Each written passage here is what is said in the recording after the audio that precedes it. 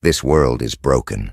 The science is outdated, the math is incomplete, and the people are so blinded by greed that they cannot see the way forward. Wait. You're not thinking of intervening, are you? It has to be corrected. Knowledge is not a commodity. It has been and always will be their future. Standing in the shadows is no longer an option. We have to teach them to share freely without fear of retribution. There is too much to teach for just one person. I know. We will have to recruit more people who think the right way. The people who have been shunned by the mainstream. People who have the passion in their heart for the science. How do we find all of these people then? We create an open forum to discuss ideas and build ties. We let everyone have a voice, and we never let greed dictate our path. What do we call it then? Oh, I got it. The Fringe think tank. The Fringe think tank it is then. Now let's give them back their destiny and open it up to the world. Hello everyone and welcome to the Fringe think tank. My name is Nathan, otherwise known as Old Man Builds. Hey guys, I just want to tell you everybody's kind of running late apparently. So we're just going to go ahead and start this show off. Oh my God, dude. If you guys saw the thumbnail, obviously you did to click on. I'm having a little fun with all the guys here. So I want to show that to you guys real quick. I always see these guys, man, as we're a big team. So every time we add a new member to it, I like to have a little fun and razz them a little bit. So you can see all of our faces on there. Man, there's absolutely hilarious. I had to add another little Ben in there, little Ben fan club on there with the back of his jacket because we always see it. Absolutely hilarious, man. So anyway, I put Ian on there. I put him in a kilt, though he's Irish, but I think it's hilarious. What's going on, man? We have a funny segment coming up later, guys, when everybody gets here. And I just wanted to share that it's absolutely the most hilarious thing you've ever heard in your life. It has to do with Ben and Mike Dawes and everybody. And I just had to razz them a little bit for a conversation we had on a different episode that we did for Ben's Coil. So I call being Scotty. Absolutely hilarious, man. Yeah, we also got, oh man, we got everybody on here. From everybody that came on the show so far, except for one or two people, and I'm still working on that. But yeah, totally awesome, guys. All right, let's get into a little bit of stuff here before we get into all that. And we'll go back to that. And I just want to share with you guys.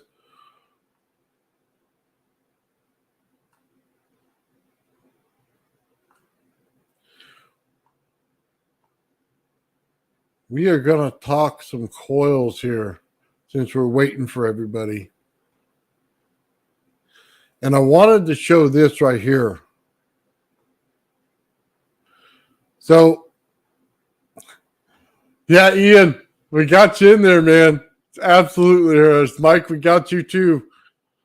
So, oh my God. So this right here, I just wanted to show this to everybody. I don't know if everybody has ever looked at this. But what it is we're looking at the vortex in here, and we're also looking at the numbering system.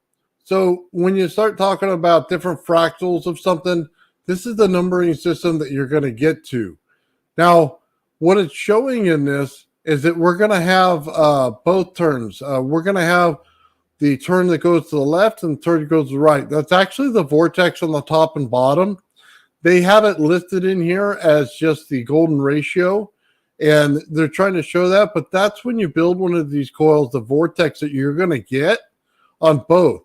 Now, the actual shapes matter when we start talking about this kind of stuff because they do different things and they line up with different fractal patterns. So it's really important to start to understand this kind of stuff when you get into coil building and how things will start to work.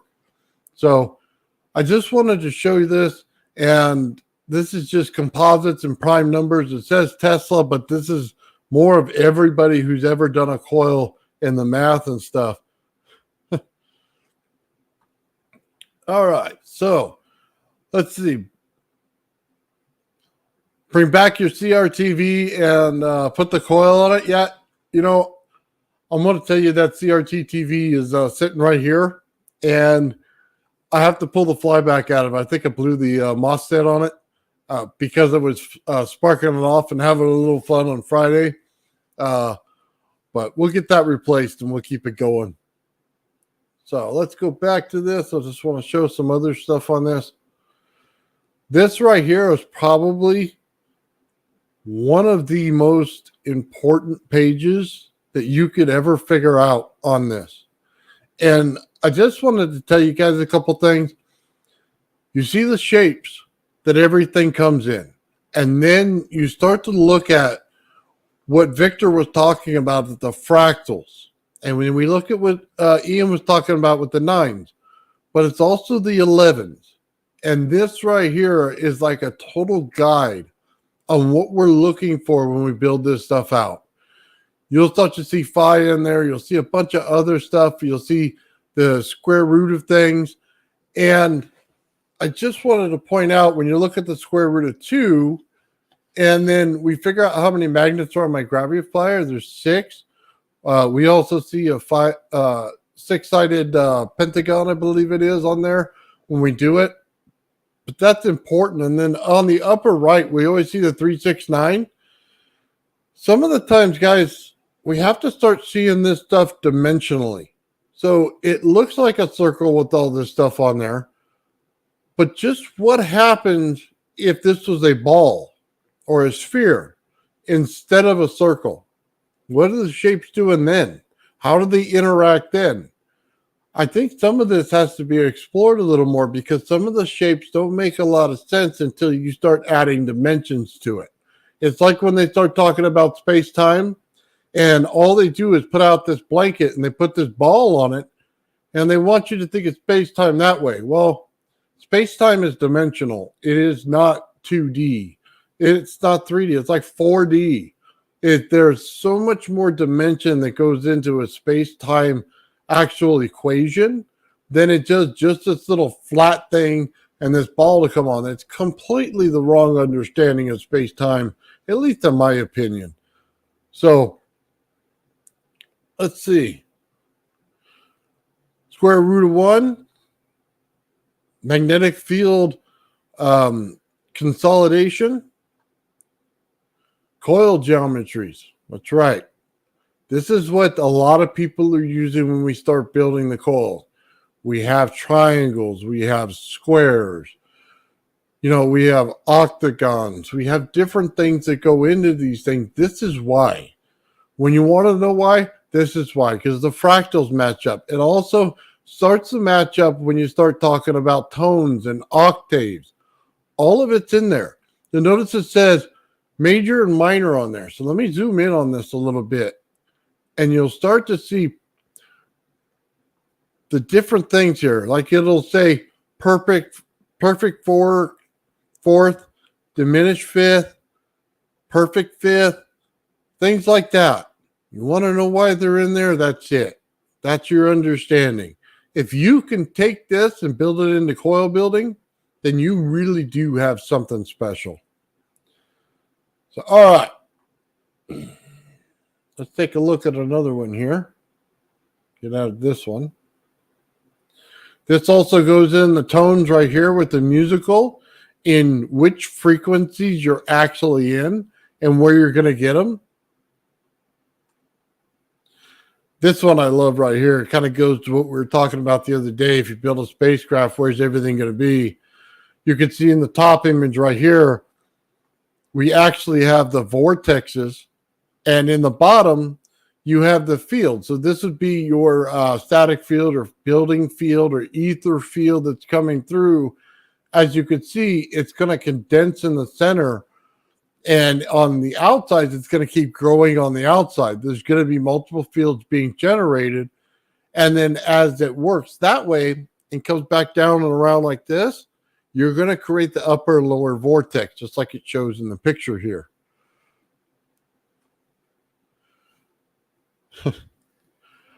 Where did you find this, Nathan? Well, I tend to research everything, just so you know.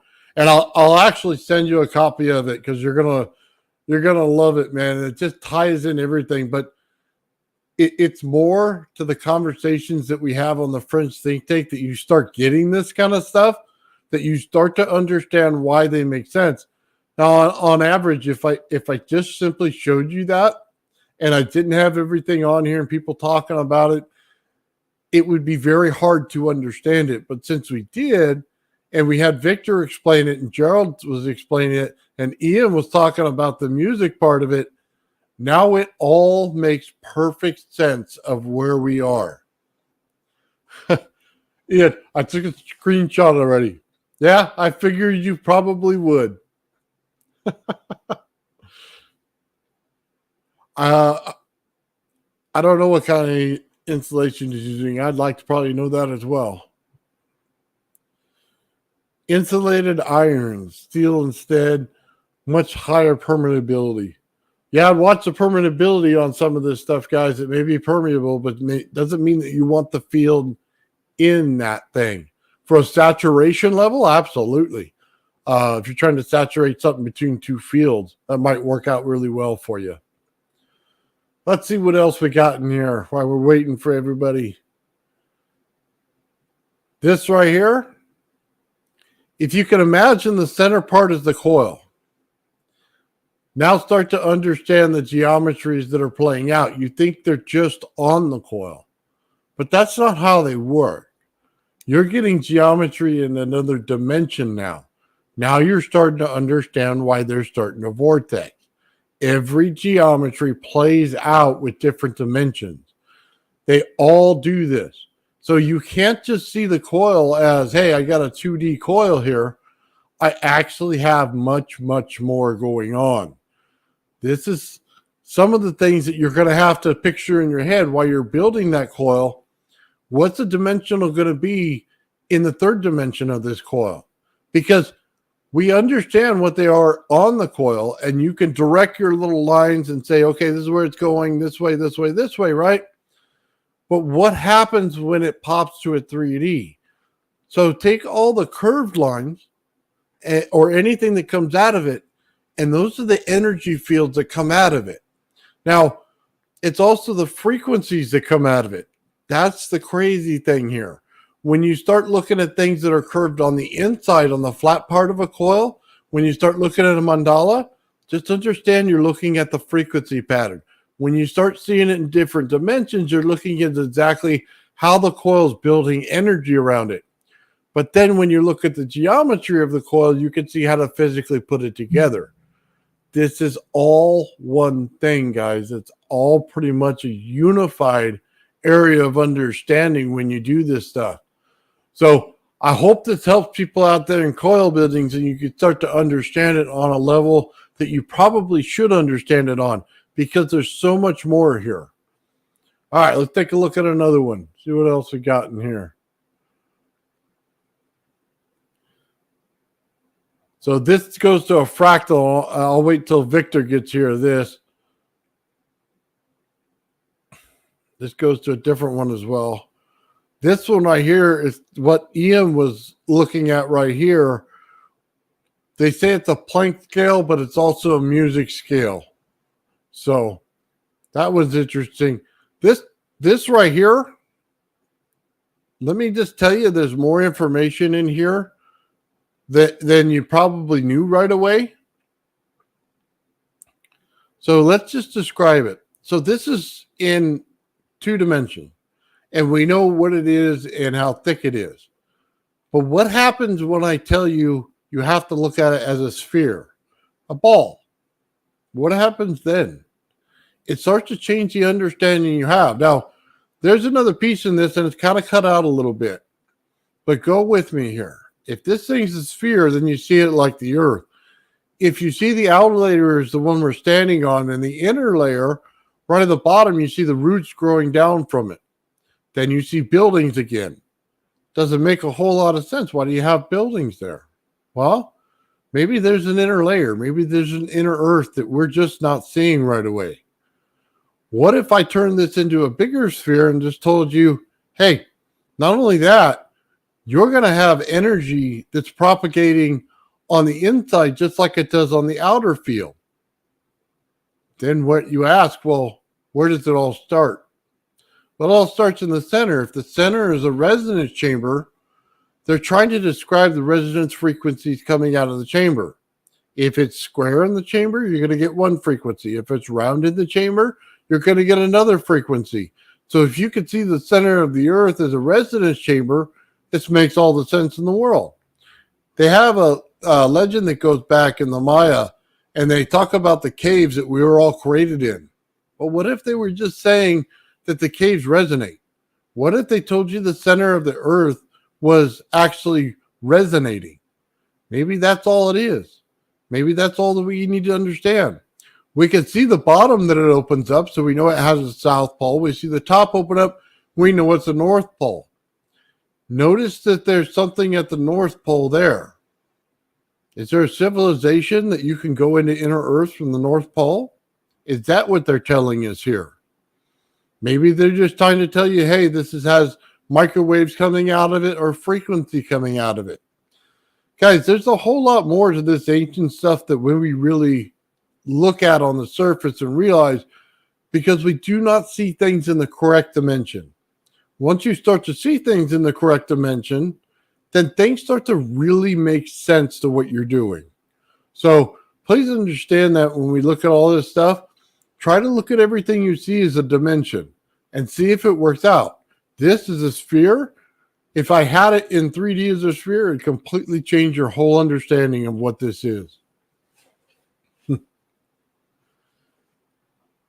Yeah, it also looks like a motor.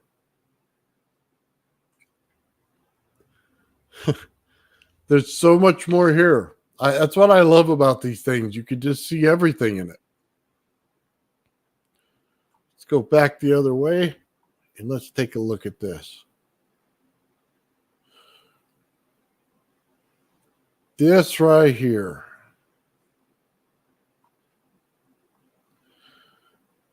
The field's right there. What's going on, Sean? Or a shape hidden within the sphere.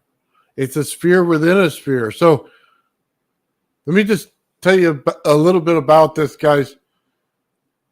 We see the world wrong. If energy is propagated in the center of the sphere, just like any magnet, when you rotate it and it's a sphere shape, you get a field that comes out as a sphere. The next one comes out as another sphere. It doesn't come out in a flat line like we like to think it does. That's a wrong dimension. It's a sphere. The sphere grows. Okay? That's why it's important when you look at the spheres and energy. Now, this right here goes to the butterfly that we see. Yeah, by the way, Victor, I sent you an email. Anyway, this goes in how the energy in the butterfly is looking. It's a fractal. It's a fractal within the energy pattern. You notice how the things are coming out and going in. None of it is actually the way we think it is. So if you have this energy in the center on a coil, you wouldn't have the butterfly in the center. It would actually push out because of the magnetic field pushes it out. But in this, you can see the singularity that's created in the center when you have a rotating magnetic field on the top and bottom. It starts to make sense when you start dealing with the Earth. This is more like a magnetosphere right here. This is how it's built. So just so everybody understands, there's more geometry in this than you ever thought there was.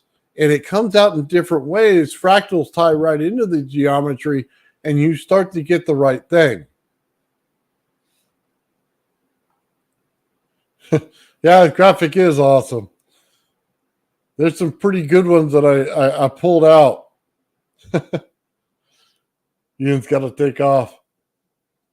Let's see. Gold cryptocurrency has probably something. It says a Mandela on it.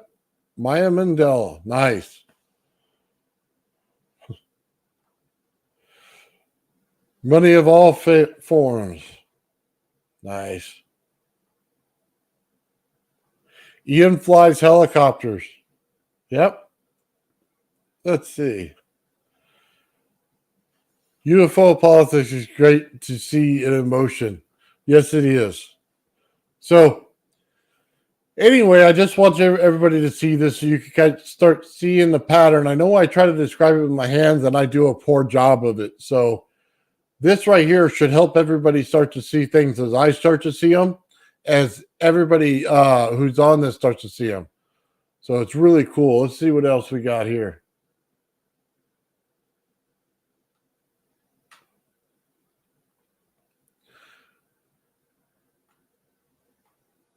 So this is something different. Okay.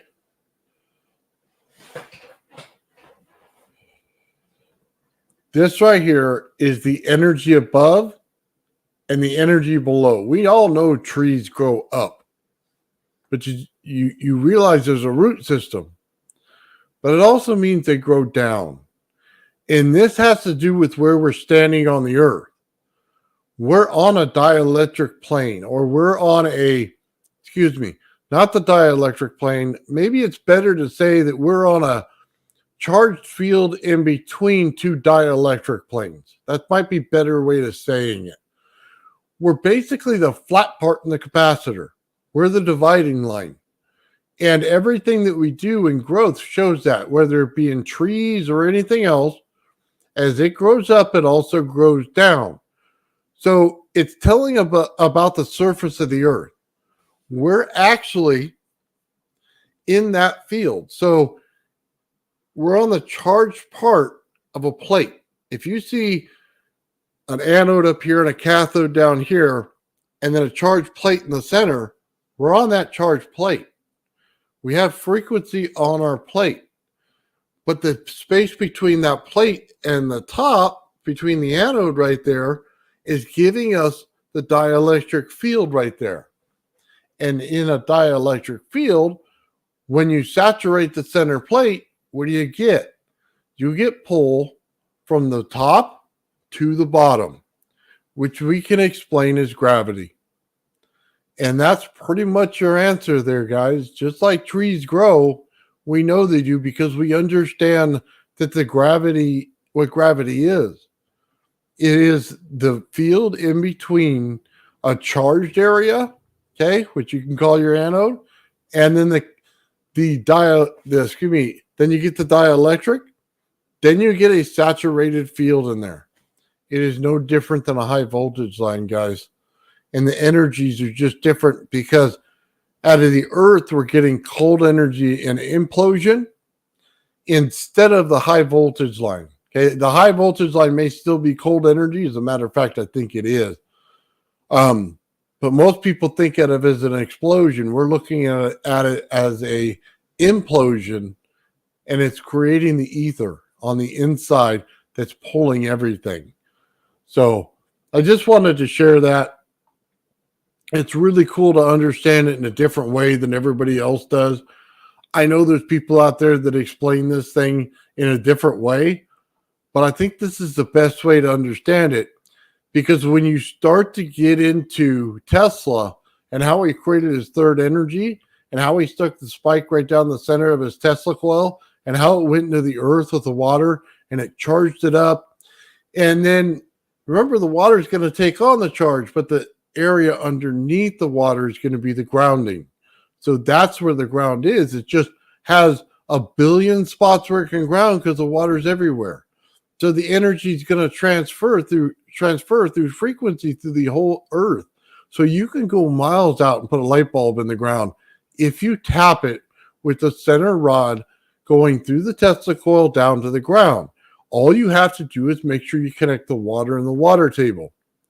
That's why some of this stuff is important to understand what the actual crust of the earth is versus what everybody says it is. It's Swiss cheese. This thing has more holes in it than I can ever believe. And you've got to understand water runs through that, magma runs through that. So we're getting charges throughout the whole earth because of that bring it to the surface. So something like this, to understand it, the tree grows up, but the tree also grows down, which means there's another field of energy beneath our feet. It's not just above, it's also below. And that's the understanding of it's above and below. There you go. It grows both ways. Is there an inner earth? There probably is. And we just haven't found it yet. That's the crazy thing. Thank you guys. I appreciate it. I'm trying here. Tesla is a genius. He said that this world would be his in the future, and he's absolutely right.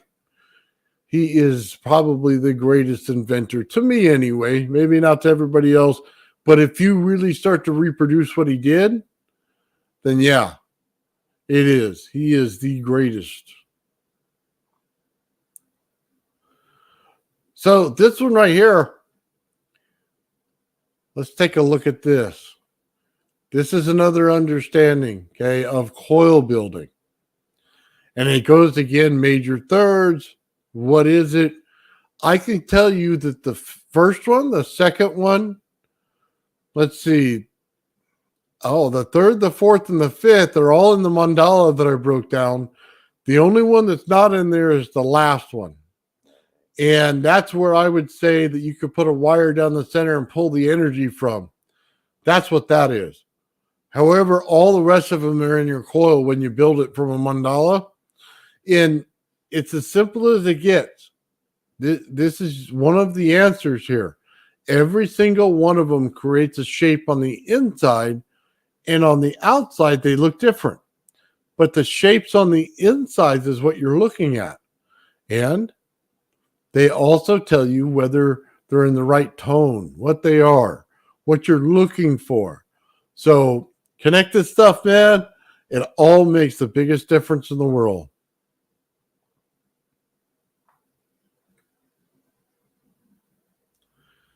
All right, let's take a look at the next one.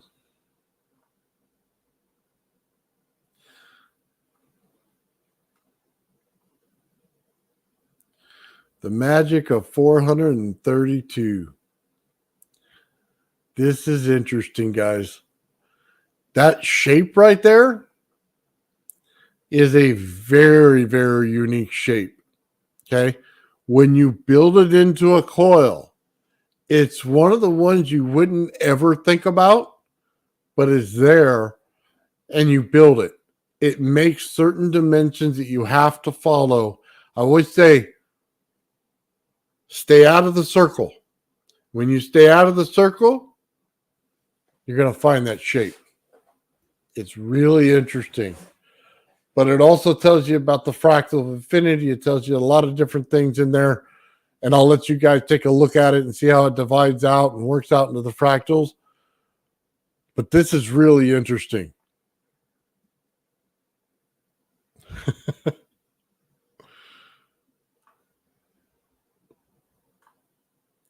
All right, let's go on to the next one. Oh, there we got the French think tank again. Absolutely hilarious, man. This one, I don't know that I really want to do it other than I just want to tell you, when you see this kind of stuff on the right-hand side, you're basically getting shapes and patterns out of energy. That's the energy patterns. Some of them are patterns of frequency, but some of them are energy patterns, and they show up in different ways. Please understand, this is dimensional. It is not supposed to be viewed as a 2D image. These are 3D images. You have to convert in order to understand it.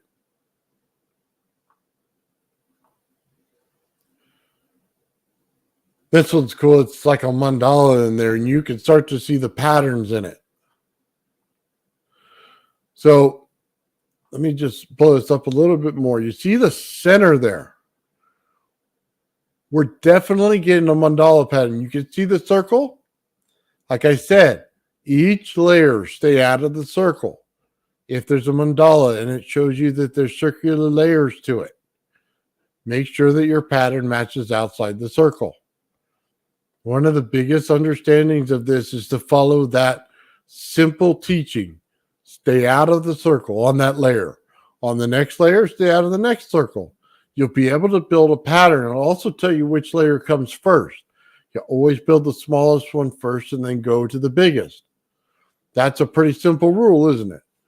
But it takes an understanding of learning this in order to build the coil right, in order to put all the correct patterns in there.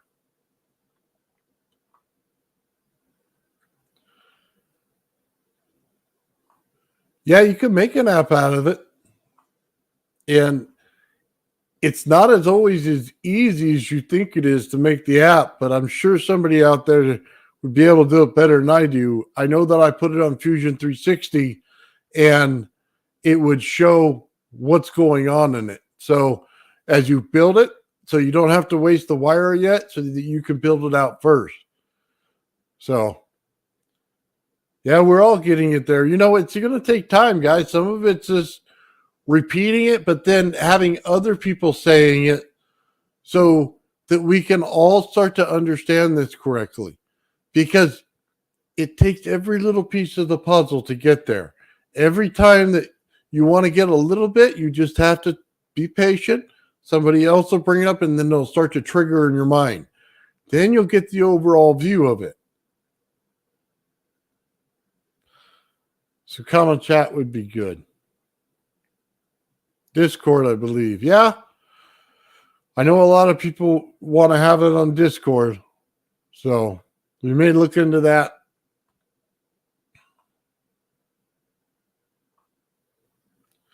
That's Sean pulling ground right there. Me. Just zoom this in, everybody. What's actually going on here, guys, is more significant than you think.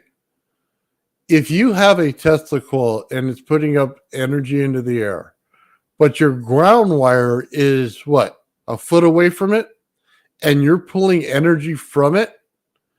Guys, that's really important. What I tell you about Tesla's third energy and putting the rod into the ground, why do you think he gets more energy when you put things in the ground? Just think about it for a minute. Your ground in a ZVS circuit is going to pull, right? Because your Tesla coil is a pump. Your Tesla coil is pumping the energy, but in order for it to be a pump, it's got to pull something from somewhere, right? So it's pulling it from the ground. This is an illustration of the pumps running, but the ground is disconnected. So instead of the discharge all coming out the top, the pump still wants to attract the energy. And there you go. You're now getting an understanding. The pump's on. The ground isn't connected, so the pump isn't as powerful coming out the top. But now that you're pulling the energy from the ground, now you can start to see it. So, could you say this is the circuit breaker ground, the basic ground for your house? Well, yeah. Could there be more energy in there that you're misunderstanding that it's pulling from those circuits that you don't think you do? Maybe you trip a breaker. Maybe this is why. It's pulling that ground. So what happens when you go out and put a stake in the ground? Do you think that's going to go away? Do you think it's going to be as big? Some of these questions just have to be asked so they can be answered. Some of this stuff is just vitally important when you deal with a Tesla coil. If it's a pump, then the ground wire is doing something, right? So what happens if you put a wire in the top and connect it to something else and that thing connects to ground? Are they electrically connected through ground? Well, we all know that they are. So if there's an electrical connection to the ground, you might be pulling this type of energy through the ground and not even know it. You may be affecting more things than you realize by building the simple Tesla coil and have it into the actual ground. Most of us just put it on our bench. Well, it doesn't really tell you a lot until you go outside and put it in the ground, does it? Maybe you might get a better Tesla coil. Maybe put it in that ground and may give you an extra effect. Some of these things really have to be answered so that we all understand them. So, anyway, I just wanted to show that as well. We had that going on. Oh, this right here. Ha ha. This right here, man, is one of the coolest understandings there is. You see all the shapes and patterns. Okay. I know they tell you a little bit more.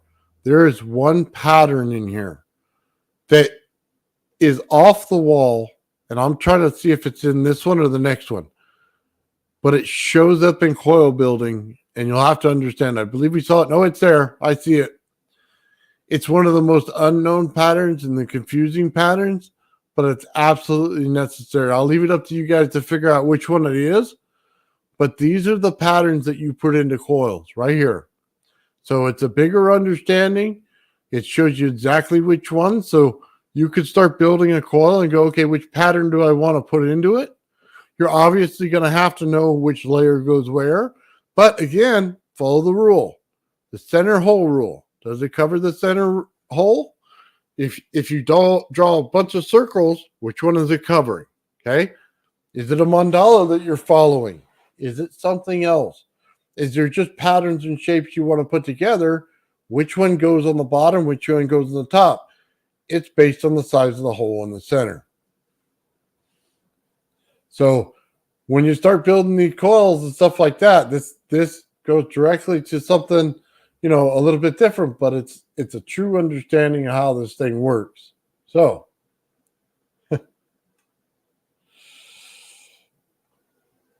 all right, guys, I'm going to stop showing this for a minute. I don't think everybody's going to show up for a little while. I might have to play this later. All right.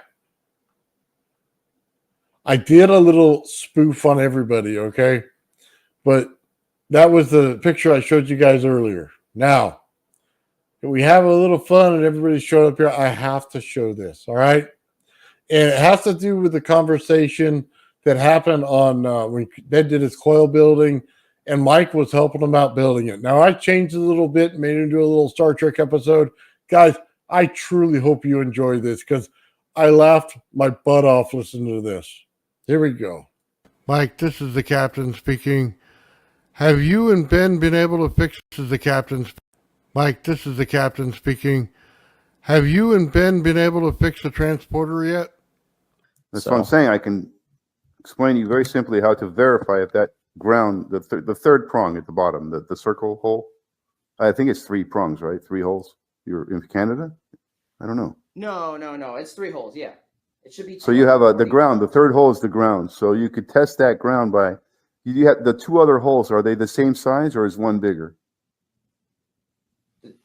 I'm sorry. Say that again. You have 3 holes. One is ground at the bottom, and the 2 that are at the top are the power. Are they the 2 holes? Are they the same size, or is one bigger? No. They're the same size. Same size. So it's 2. You're in Canada? No, I'm in Michigan. Michigan. So it can't be the same size. One slit is a little shorter. Are you sure? Let me see. Look closely. You need more light in there.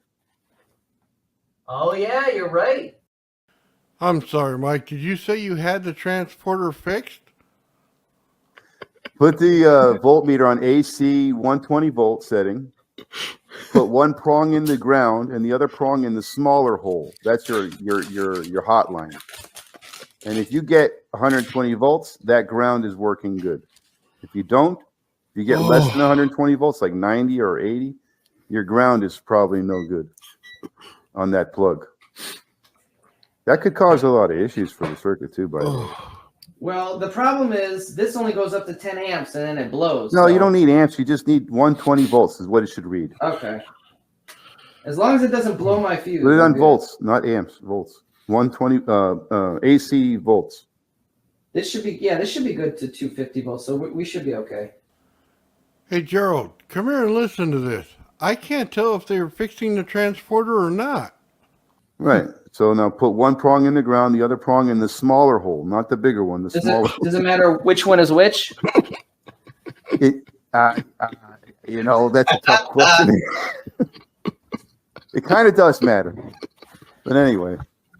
Wait, so the red of the 2 holes, other than the ground hole, of the 2 holes that you have there, one is smaller. That is the smaller hole is the power. The bigger hole is the return for that power. The negative. Okay. Yeah, you so, don't want to use that to. All check right. your So ground. You want to real check quick the before I power. electrocute myself, Mike, which You're not going to- hole do I stick this in? Don't take the plug out. Just stick the If prong. the hole is Oh my red, there's God. something wrong. The probe has two prongs, two metal. I'm sorry. You This put one got prong really in the weird. ground and the other prong in the smaller of the two holes that are left. But it doesn't matter which one is which. No, it does. One of the probes, you have two probes from the voltmeter. One goes, no, it doesn't matter which one of the two goes in the ground. No, it doesn't. Okay, Answer so I your can put the black one in the ground and then Yeah. the red one in the Yeah. small slot. Yes. Sorry, I Okay. misunderstood you there. No, it's okay. We're talking about putting things in holes. Yeah, easy to get confused. Mike prefers a certain one. So yeah, if you don't see a 120 volts right away, just wiggle it around till you get a good connection. You should see either 120 volts or like less than that, like maybe It's just 100 too volts. easy. Yeah, 120. Okay, your ground is good. You just verified it. It's good ground. Nice. Now, just so you know, if it read less than 120, like around 100 or 90 or 80, that ground is no good. Oh, Right. Okay. It was actually slightly above 120. So is that normal? Yeah, you're It's good, like you're good. 120.3. The ground Okay. is good. You're good. Awesome. Just make sure you're firmly connected to that third prong into your circuit. something tells me we're never getting this transporter fixed. If you were to put one prong into ground and the other prong into the return, you wouldn't get anything because it's not source. You're not hitting source. You want to go from ground Oh to, my from God. source to ground to get a reading. Oh, No, that makes sense. If it's not properly grounded, you're going to be getting a loss. You're right, Nathan? yeah. I'm living right now. I'm barely breathing. I'm wiping tears over here. I'm telling you, that was the best. Mike's best segment ever. I swear. That was awesome.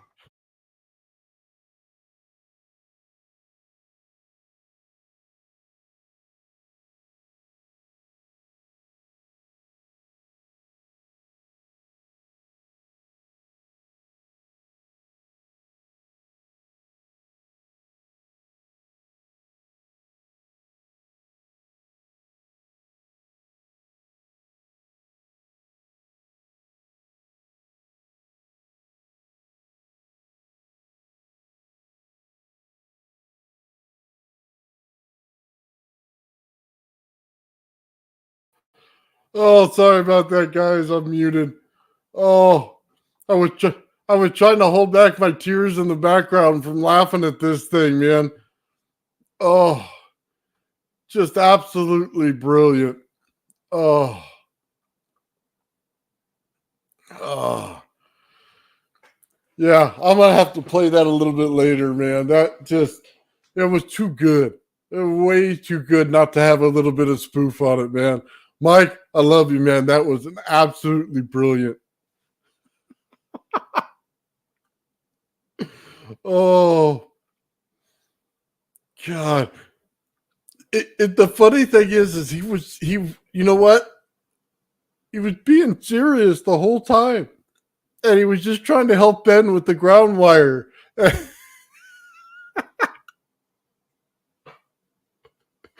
Oh.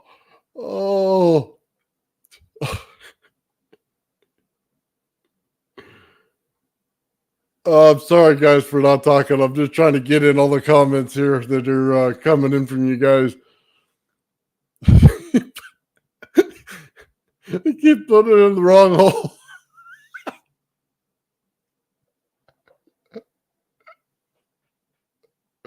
Oh, Ben played along so good. He didn't catch on right away. That was one of the greatest things ever, man. He just kept going. Oh, you know what? I think honestly, man, I'm gonna just have to put that out as like a one-off on the channel there, so that everybody can watch it again.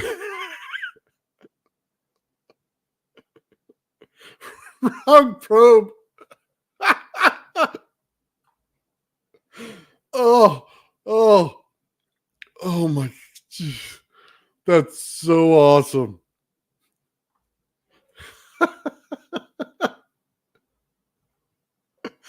I gotta tell you, hey Gerald, you're not safe from this, buddy.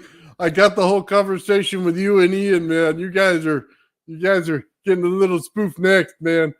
Oh, it's so much fun, man. I'm glad everybody enjoyed it, man. That was really cool.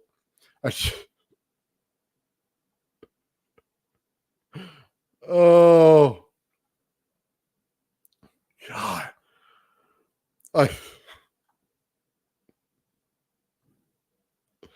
That's great. All right, guys, you want to hear it again?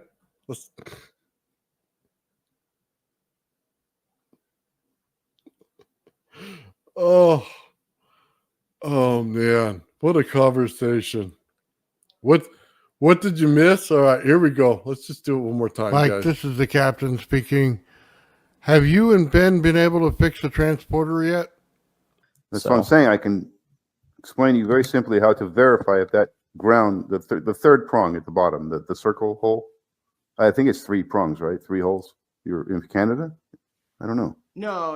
It's 3 holes. Yeah, it should be. So you have the ground. The third hole is the ground. So you could test that ground by. You have the 2 other holes. Are they the same size or is one bigger?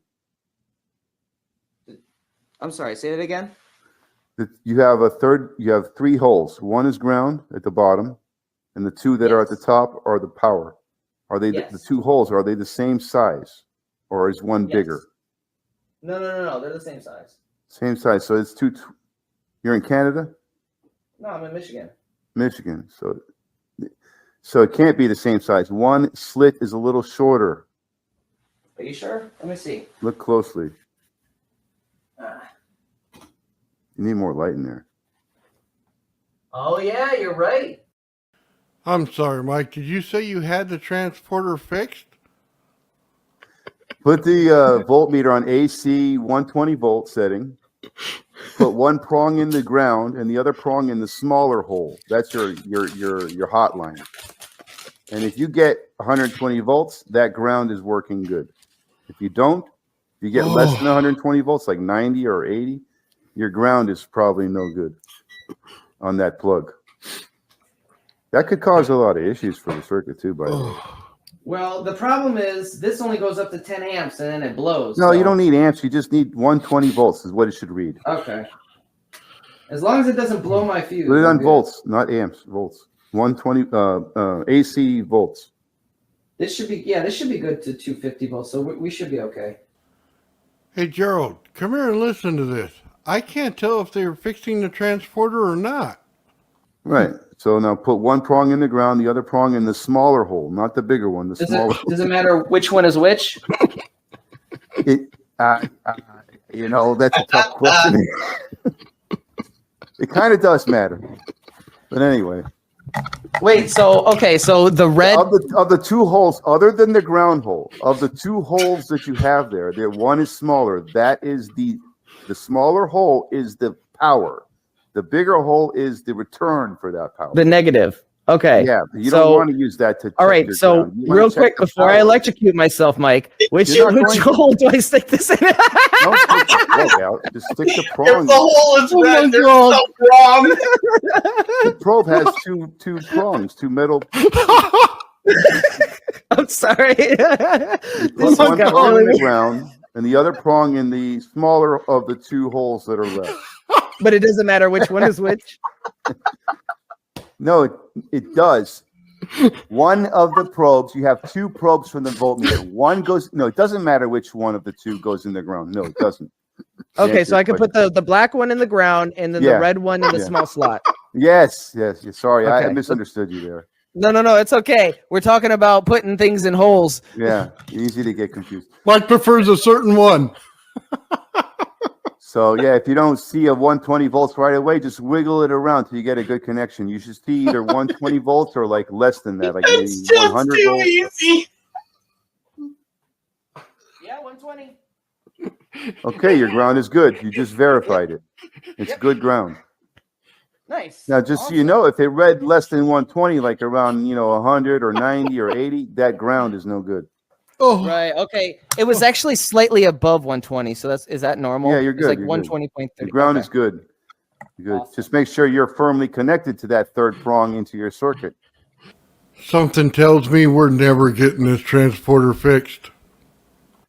If you were to put one prong into ground and the other prong into the return, you wouldn't get anything because it's not source. You're not hitting source. You want to go from ground. Oh my from God. source to ground to get a read. Oh, No, that makes sense. If it's not properly grounded, you're going to be getting a loss. You're right, Nathan.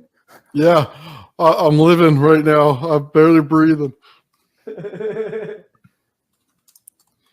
I'm wiping tears over here. I'm telling you, that was the best. Mike's best segment ever. I swear. That was awesome. Oh my.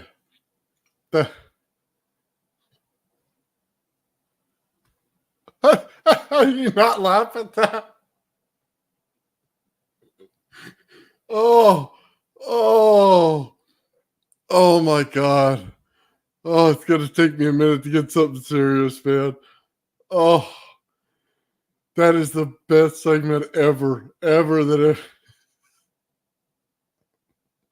I couldn't help myself, man. It just sounded like a transporter conversation. Maybe it's just sick in the head that I am. Oh, did you find the right hole? Is it grounded? Which one of the three do I use?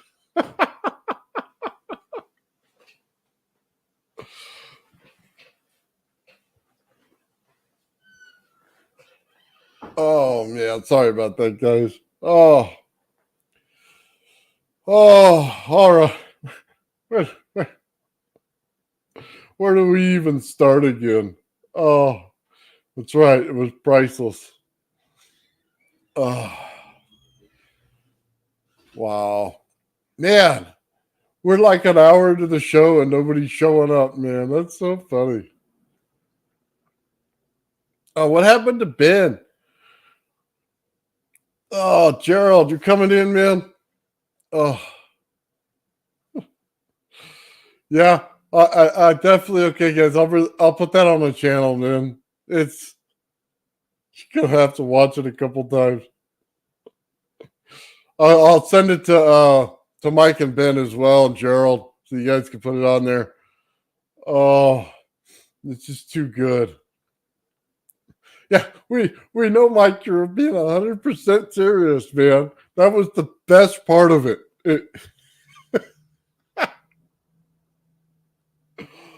Oh, yeah, we need some more parts, Captain. Oh, yeah. Yeah, I put it together like 30 minutes ago, man. And let me just tell you, Mike, I couldn't stop laughing, dude. Like even now, when I listen to it back, I couldn't stop laughing. I had to get through it on a straight face and actually, you know what I mean, say the parts that I needed to say. Oh my God, yeah. It was hard to keep a straight face to do that. Oh. Oh. We're gonna have to. All right. Okay. Let's talk about something else, guys. Oh,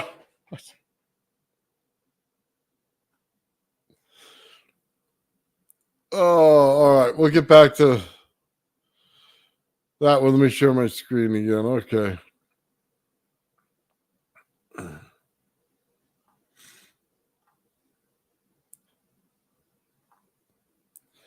All right. We looked at that one, looked at the other one, looked at that one.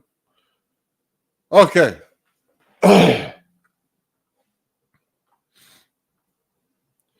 So, talk about the magnetic fields and what they create. So, when we look at this looks like the Van Allen belt, right? Well, it's actually kind of the same thing that you're going to get when you start creating a coil the way that we're building them. You see on the outside all the energy out there, the field that's going out there. It's constantly be creating new. It's constantly rebuilding itself. In the inside, you got the toroidal structure. Now, we all learned from yesterday, we have toroidal and toroidal. So we now have a field, it's going around in a circle on the inside. We have a field that goes on the outside that's even bigger, and one plays off the other. Because of the toroidal field on the inside on this one, you're actually getting the charge compression of the other field on the outside. So now you can start to see how they work. The fields are always kept off the center because it's a magnetic field. The actual other part can't collapse into it. Okay, it has to stay in that round feature on the outside. Sorry. It has to stay on that round feature on the outside. It can't come back in. But anyway, this right here, this field tells you what's going on in one of these things. It also makes sense for a magnetosphere to be built this way. We're building the coils this way. So what is that trying to tell you? That we're on the right path of doing this, and it's coming out just right. So we also know that inside there, we see the secondary field. Now, what is this? This is going to be like the surface of our Earth, right in here. We're actually in a time dilation field right now. So, based on where we're sitting, the field on the outside is in one dilation, right? So we know that if you're a spaceman up there in the space station, time's going to change just a little bit. Not a lot, just a little bit. But what does that also mean? That the reverse is true. So if you're on the inner part of the Earth, you're also getting part of the time dilation. So your field in there might be increased because the amount of energy and frequency in there is increased. So you may be at a much different time scale than we are. You may live longer than we do. It may be a whole different set of parameters going on. I mean, after all, we're getting bombarded with waves by living on the surface of the Earth. So as the waves come in from the sun itself, it pushes upon this field here on the outside and is pushing it in towards us on the planet. That's how we're getting the feel of the energy and light. You see, you can't see from between the sun and the Earth, it doesn't look like there's any light. Light only appears when it comes into some contact with something else, and it uses and burns off the energy as light. That's why light speed has to be understood in a different way, and they got it wrong because they're basing it on observable light. Well, the light in between is not observable. Therefore, there is nothing to heat it up. Therefore, it moves much faster than what they think it does because of what it's doing. So, it also means our distances to each planet or solar system is going to be wrong. It's always good to keep that known understanding, but as you see these fields building, you can start to see what's going on now. So, I just wanted to show that thing right there. Oh, man. I'm trying to keep a straight face by doing this, guys. It's kind of hard. Also, the periodic table, yes. So, if you start to understand transmutation in these fields and you know the top and bottom is the vortex, and then you start to see where most of the gold is versus the rest of the planet, you'll start to understand something that anywhere that you had a spot where it was a north and south pole at one point in time in history, you're going to find a lot of gold. Pretty much as simple as you get. A lot of quartz veins, a lot of gold. And do I think that there's going to be a pole shift? No, I don't. Do I think that there's going to be a movement of the pole left to right or somewhere else? Yeah, I do. But from switching from north to south, no, not that way. Do I think it's going to shift in the dimension it's in? Yeah, I do. So I think the inside of this thing, this resonance chamber, is kind of floating in there. It's set in one position now. Some kind of earthquake or something that it creates may shift it to another position. And then we're going to be looking at parts of the map as different as north and south. Just to keep that in mind. That's my personal opinion on it. I don't know that anybody else shares that, but that's the way I see it working. It also makes sense when you guys start looking at things around the planet. Understand this. With this type of field right here, you're going to get a secondary effect with your time and your gravity. So, what does that mean? When you see something out of place, you say, why why does on the top of a mountain look like it's a whole area to live in? Well, put water around it. Now it'll make more sense. If the water was that high, guess what? At some point in our history, this is exactly what it was. Pretty good understanding, right? Why are rocks shaped like vents from the bottom of the ocean? Well, it's because they were. What happens if you see different structures in the desert and you go, oh, well, that structure would make sense if it was underwater because water traveling through there constantly would have a massive erosion, but it would do it in a spherical manner instead of a manner that we see now. Now it starts to make sense. We see pyramids on the bottom of the ocean, right? Well, at one time that had to be above the ocean. So what's going on? It's your gravity shift. Every time gravity shifts, it creates a different time dilation. So is it faster to go back that many years, or is it slower to go back in that many years? Who knows? I just know that it's different. They always tell you the soldiers on the ground, right? You see the soldiers in the cave and you only see them from the knee up and they look like ghosts, right? Well, the surface of the earth was different then, wasn't it? And because it was different then, they were in a different time. How that ties into the dilation? Well, we're going to have to still figure that out, aren't we? But I know it's there. And it has to do with the amount of gravity that's on the surface of our earth in that time dilation field. And what's the biggest factor that we're going to come with? All of it. Well, if the sun puts out more energy, then it's going to change our gravitational field. If we have another energy source coming in, planet X, whatever, it's also going to change the field as well, which means our gravity is going to change as well. So you say, oh my God, Antarctica is under 6 miles of ice. Well, that doesn't make a lot of sense right now because that's above the surface of the planet. But if the water level was higher and the water froze, then 6 miles down, it wouldn't be a problem, would it? Because you would go, okay, well, we're on the surface where the water was, and then it froze downward. Well, okay, well, that makes perfect sense now, but it makes no sense to us right now in our time because we don't see it that way. We see it as it's going up. So a simple understanding of gravity changes through time, it makes everything start to fall in place with how things work. You want to say, okay, we got this whole thing that's going around the earth, right? We see the ocean floor pulled up and we can see it in sediment layers around the earth. Well, what's the problem? The outside has a round part to it like this, right? And it's only there. Then there's another one on the other side of the planet, but it's like over here like this. What is that saying to you? It means that we captured a body. Think about a guy with a hammer, okay, and he's doing the hammer throw. He grabs the hammer and he spins around. And as he does, his arms will pull in and it'll push out. His arms will pull in and it'll push out. And it has to do with the amount of centered mass on his body versus the hammer. Just think of it the same way as the moon comes in as a capture. It works the same way. We cannot pull the surface of our ocean to the surface without an enormous mass to do it and gravitational pull. Then it locks the moon in place. Once it does, we only see one side of it.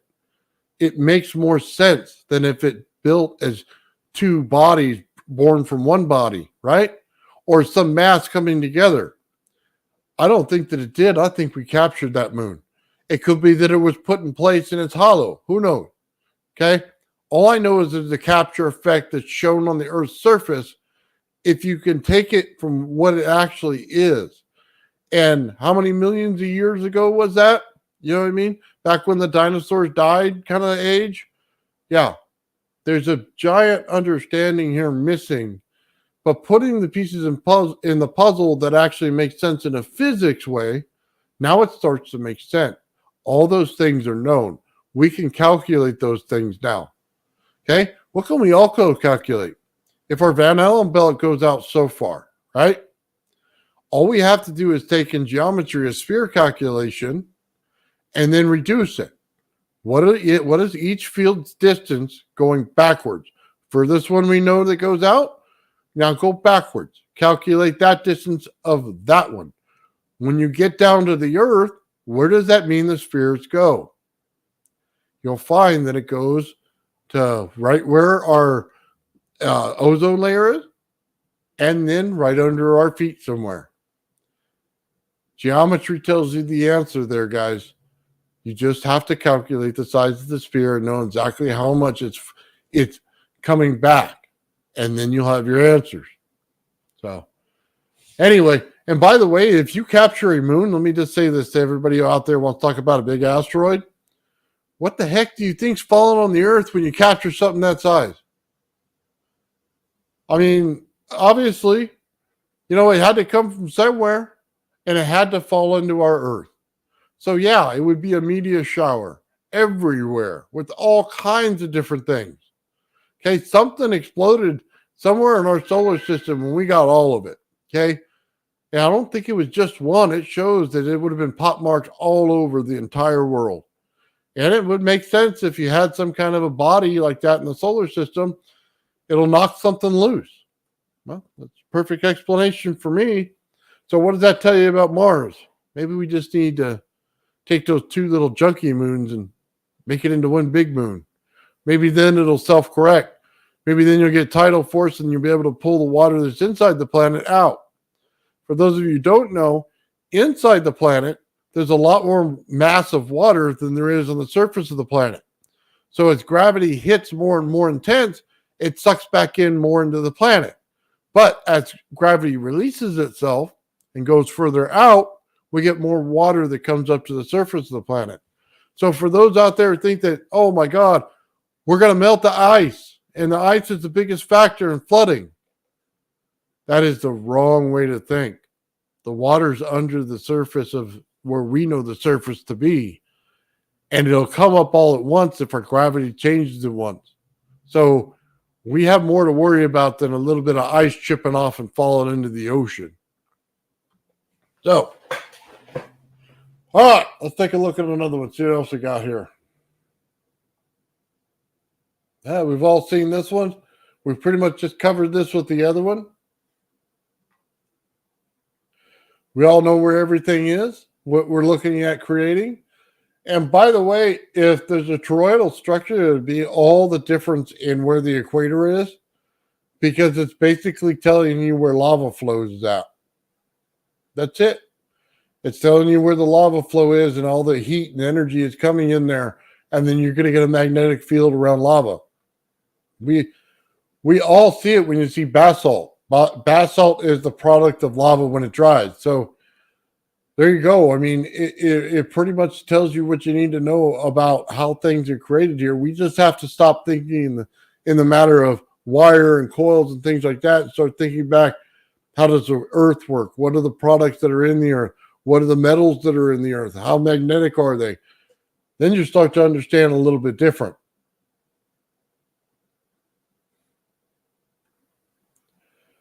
Okay, let's look at this one. Again, we're looking at fields and geometry structures here. This goes to like what Merkaba's working on. When you start to create a resonance chamber inside your machine, and hopefully everybody remembers the Merkaba machine, where you had all the different coils going in, you had the sphere magnet in the center, and then it rotated in circles, right? Well, that's pretty much what you're doing. So why would it create different shapes in there and different things? Well, it all depends on where your frequency is coming from the outside and which direction you're giving it. So if you're going on the outside, say, for instance, in this shape here, then you're probably going to get a Merkaba in the center of it, right? Well, what happens when you change it? Can you make it a hexagon on the top, like Saturn? Or excuse me, is it Saturn or Jupiter? I forgot which. Anyway, can you do it? Yeah.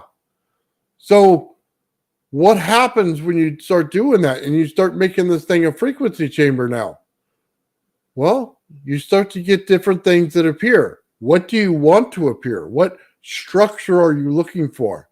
See, that's building a coil without putting the coil in there. You're just basically building the resonance in the chamber, and that's creating your effect. So What happens if he starts to enclose this thing that he builds? Well, you'll start to get something totally different going on. It's going to resonate at the frequency where he has it turned on to. Once one frequency matches the other side, you're going to get a resonance. Depending on how many are in there, the resonance will not just change once, it'll change 2 or 3 or 4 times in the amount of the complete resonance that goes on. Remember, a Tesla coil, when you first started out, the coil on the outside might be 300 kilohertz. The coil on the inside might be 300 kilohertz, but together they resonate at 260 kilohertz. Well, what happens when you have more than one? Okay? Well, say I got a third coil. Say I got a fourth coil. Say I got a fifth coil. What happens to those coils when you combine the resonance? Well, it changes. I always say that they say the frequency coming out of the earth, they say healing, they say this frequency over here is good for your mood, this frequency is for that, right? But it's a resonance frequency. It's not just a frequency. It's the resonance of the frequency. That's what it is. So multiple things resonating together. When we're all in church together and we got to sing, guess what? We all sound horrible, but when we put it together, it sounds beautiful because we're resonating together. So it's kind of an understanding of how this works here. So resonance chambers are absolutely amazing when you go and look at that kind of stuff.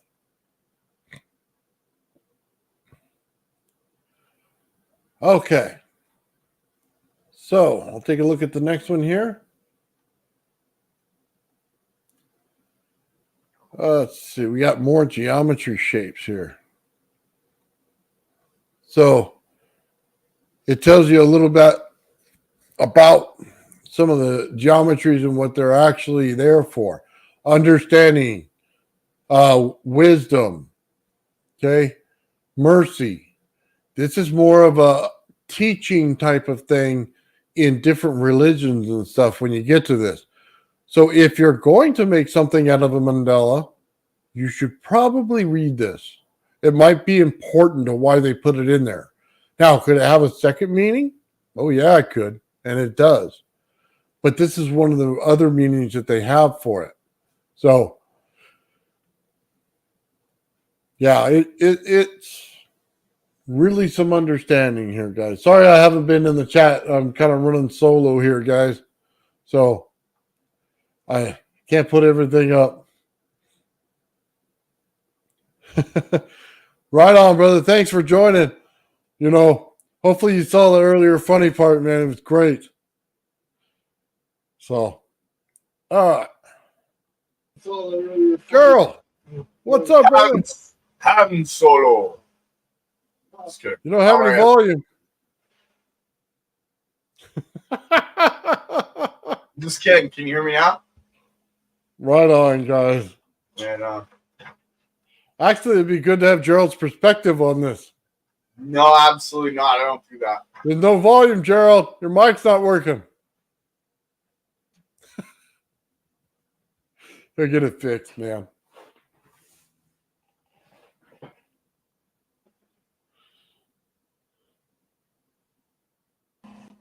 Can you hear me now? No, still nothing, Gerald.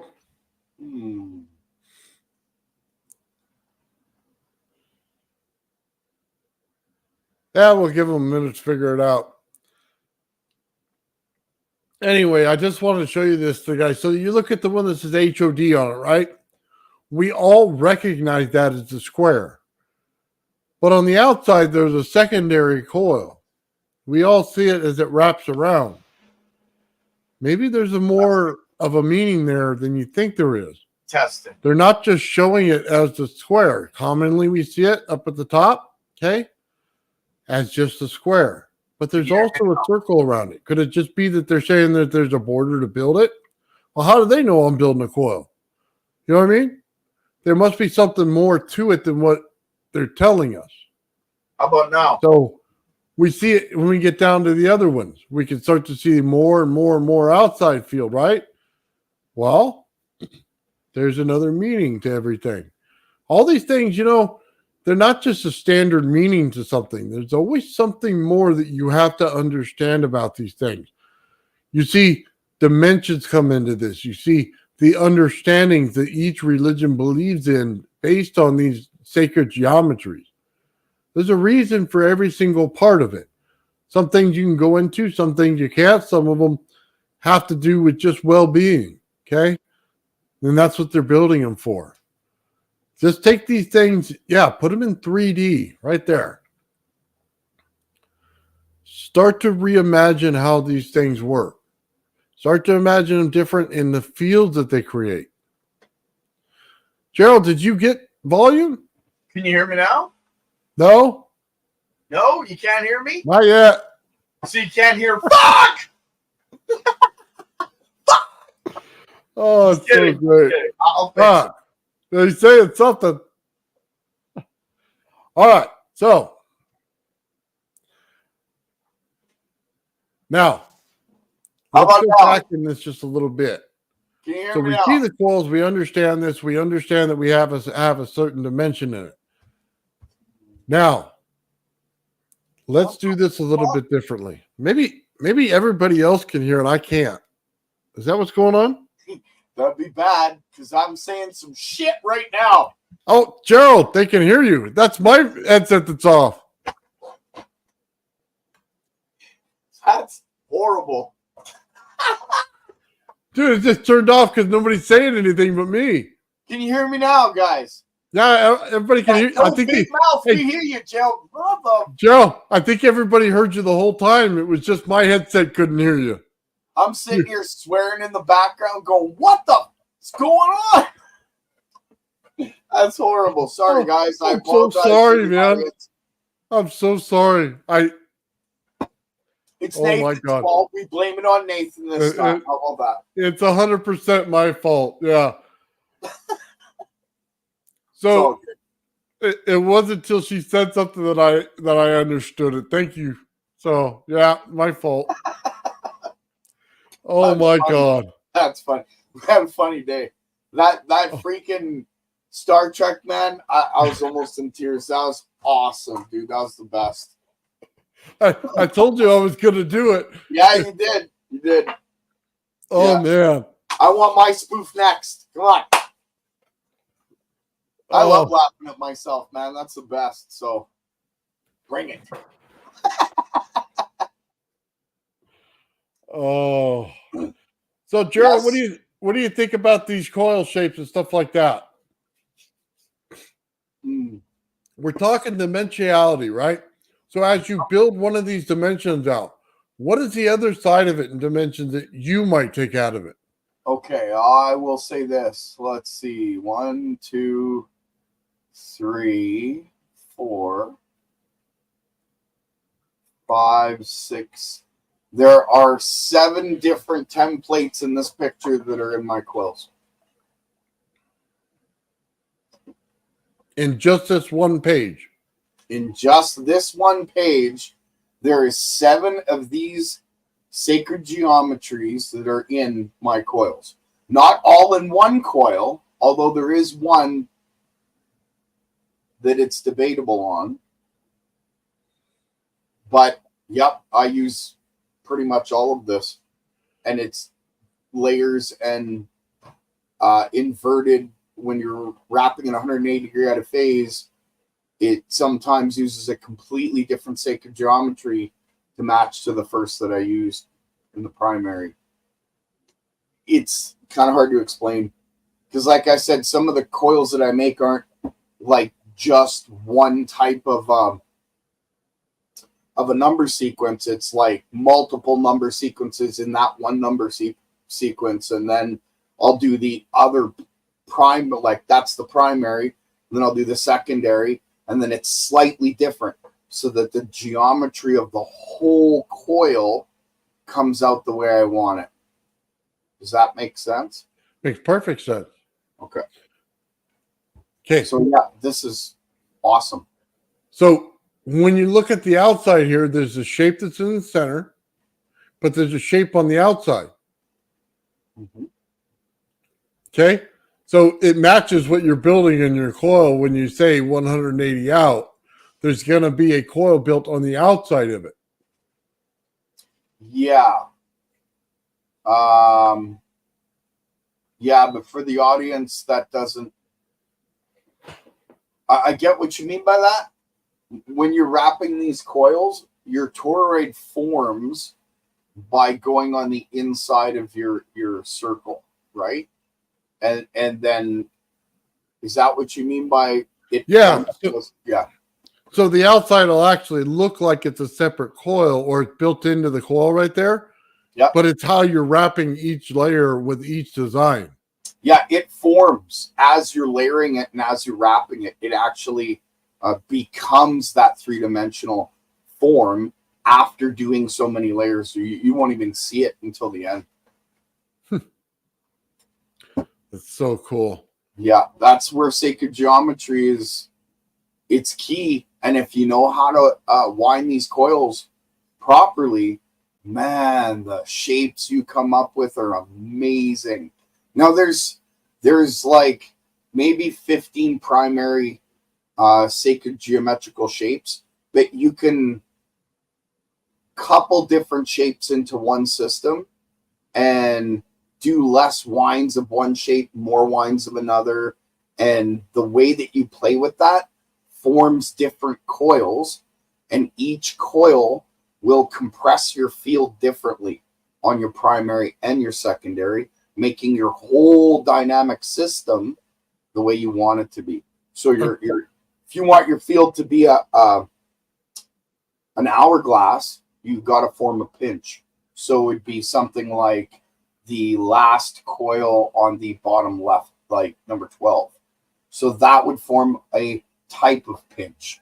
Maybe not necessarily the one you're going for, but that forms a type of pinch that will allow that shape to form through the fields when they're being pulsed.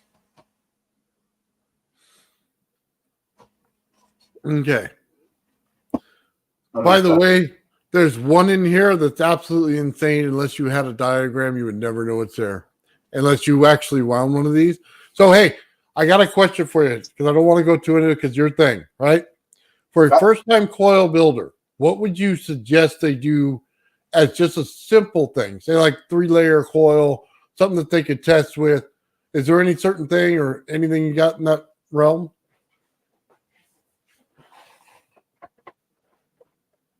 Something that would give me a sec here, because leave that picture up.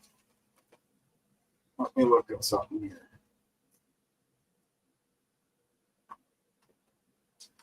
So you want a beginner's coil based on something you're seeing here.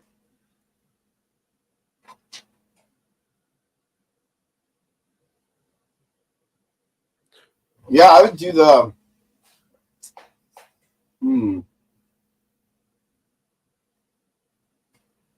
I don't know. I think the simplest for anyone to do would be the square. Squaring the circle, so to speak, right? Yeah. Yeah. That would probably be your best. Like, And you could produce a measurable result out of it? Like, can you put a meter up to it? Can you get any kind of field growing in it? You know what? You can, but it's not much of one. If you want a basic number sequence, like to build your first coil, yeah, I'd say go with the square. I'd say go with the square. So if I built the square out and then I put a coil in the center, right, or close to one of the sides in the center, would I get a pickup value? I'll tell you what. I'll build one for Wednesday, and I'll answer that question. Okay. Just take me like 10 minutes to build it. I already have my jig up. I'm working on something I'm finishing right now. So, yeah.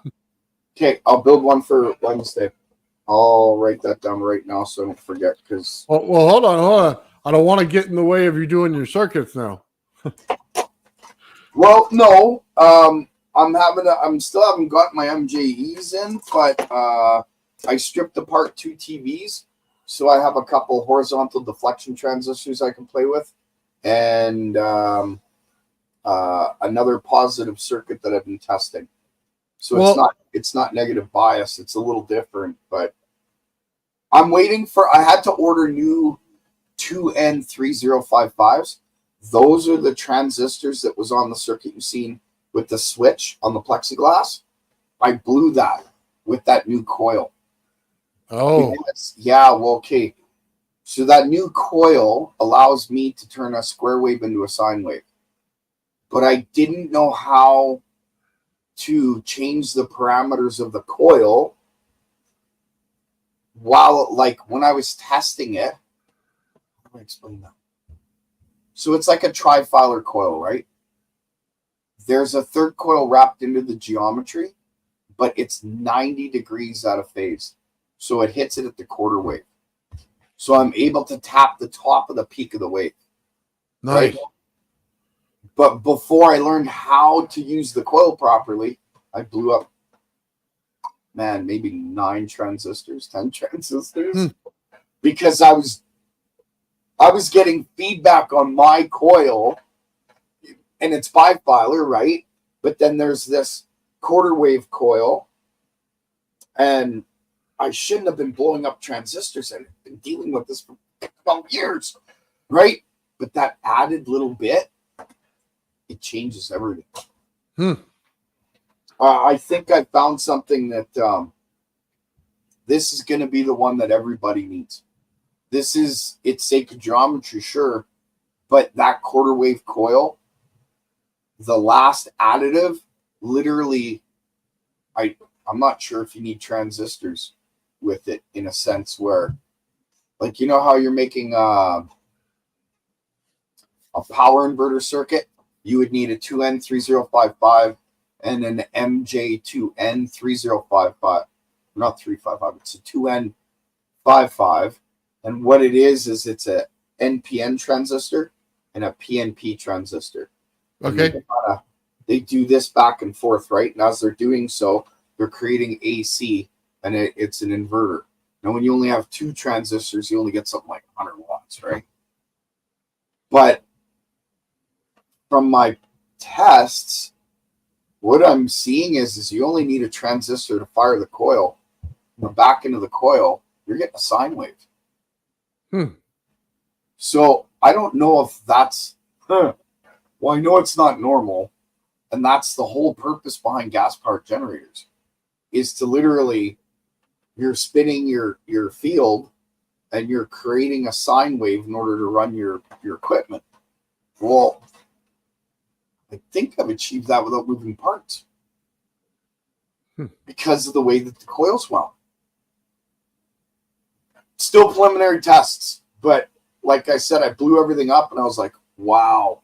And then I got it working, and I've got pictures of the, sorry, brain fart. I got pictures of the wave form, but I got to transfer it from my oscilloscope to the computer. And I just got off work. I cleaned up, made a coffee, and sat down because I knew you were by yourself, right? So I wasn't quite prepared. I apologize. But Wednesday, I'll show that. Okay. Yeah, Wednesday. So Right. square wave to sine wave. It's like, it's insane, because if that's the case, then we all need to be building these coils in order to for power inverters, and all it is Yeah. a transformer, right? Yeah. That's Well, the key. Here's the one thing I was going to share with you, Gerald. I'll take this down for a second. If you don't have time because they don't come in the parts, okay, just simply You want the do theory this. like what you did with that was beautiful. I thank you for that. I should have done that a long time ago. I kept trying to do the circuit live and solder it and explain it. That's my bad. I waited too long. It was dumb. I should have just done this, and I'm so glad you did it. Thank you, Nathan, because you explained it perfectly. Perfectly. I couldn't have done better. So it's just the basically the transistor is just a heat sensor. It's Yeah. set to overload first. Well, yeah, and what it does is, like, and you could use diodes for that. You could use fuses and this, that, and the other, but I was using the transistor in order to allow the heat to blow the transistor. It was giving me more of a variance of voltage to play with. It was giving me more, what's the word I'm looking for? By using the transistor in that way with a stereo, allowed me to collect more voltage than what is if I was using a fuse. It acted as like a higher version of a fuse, so to speak. You know what I mean? Oh, I do. Yeah. I also know that it helped you with your back EMF and picking it up because it would handle the spikes in it. Yep. And any heat just went into the resistors. So, yeah. So it was, just so you know, I think it was 400 volts, 15 amps in that transistor, something like that. Yeah. So when you would you put 12 volts in, you get a spike out of it. You know what I mean? It could be up to 300 volts in the spike. It'd still handle it in the transistor, but it wouldn't throw it back through that resistor because it's the path of least resistance. So then it forced it back into the transistor. When I was getting spikes bigger than like 500 volts, you have a certain amount of time before you blow the transistor, as long as that spike's fast enough, right? But what would happen is that spike, when I get it above 500 volts, it was usually so quick, it feed back through the resistors, and it would just shut the stereo off. Because my stereo that I was using had an automatic cutoff switch in it. So it happened to work for my benefit. Yeah. Right on. Yeah, I know Ben wanted to build this. By the way, guys, I could probably pull this one up. When you see the upper right-hand corner of this picture, that's exactly the way it came up in the when I looked up the transistor. Okay, the exact flow, the exact way. People told me, well, you drove PNP when it's an NPN. This is what it said. Okay, I could pull the number right now if you want. You know what? Matter of fact, I will. MJE 13009. Yep, that's the one. And when I ordered mine, I managed to order a bunch of original, like the old ones. I don't know if it was old stock from somewhere or whatever, but that's why it's taking so long. It's aggravating. Yeah, trust me, I know. That transistor is the first transistor I used to create ball lightning, and it's the first transistor. It was the transistor I was using when I did that experiment. Excuse me. That affected the clocks. It affected the clock. That's the one? That's the one. Because if it's high, it has a very high rise time and fall time. So it's a really fast switching, right? Okay. And yeah, so I've had a lot of good experiments happen with that transistor. MJE 13009. So if you look to the right over here, you see what I'm looking at, right? Yeah. It shows the flow the same. It says NPN on it. Yeah. So just so everybody knows, I know I got questioned about it. Guys, that's what it showed me. And that's how I saw the flow once it showed that to me. So that's what I put on the board. So for anybody who questioned that, you know what I mean, throughout the week, just understand that's what it was. Okay. I wasn't trying to lie to anybody or send some false truth out there for anybody. It just, I should have shown that in the video so there wouldn't be that question. It's my fault. Okay. Anyway, I want to get back to this real quick. So yeah, but Gerald, if you could do that, if you don't get the parts in, that'd be awesome. And just show the flow direction so people don't get confused. Yeah, you want the theory. Wow. Just looking for my pen.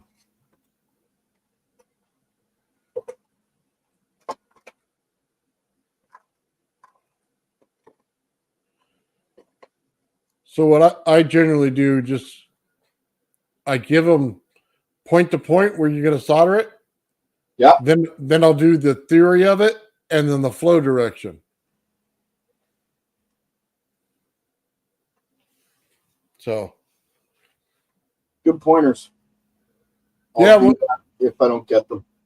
That way it helps people because then even if we don't have the parts, that they can follow the circuit, see where it flows, why it's being You're not used. getting frustrated like poor Ian going, ah! Yeah. Sorry, Ian, that's my bad.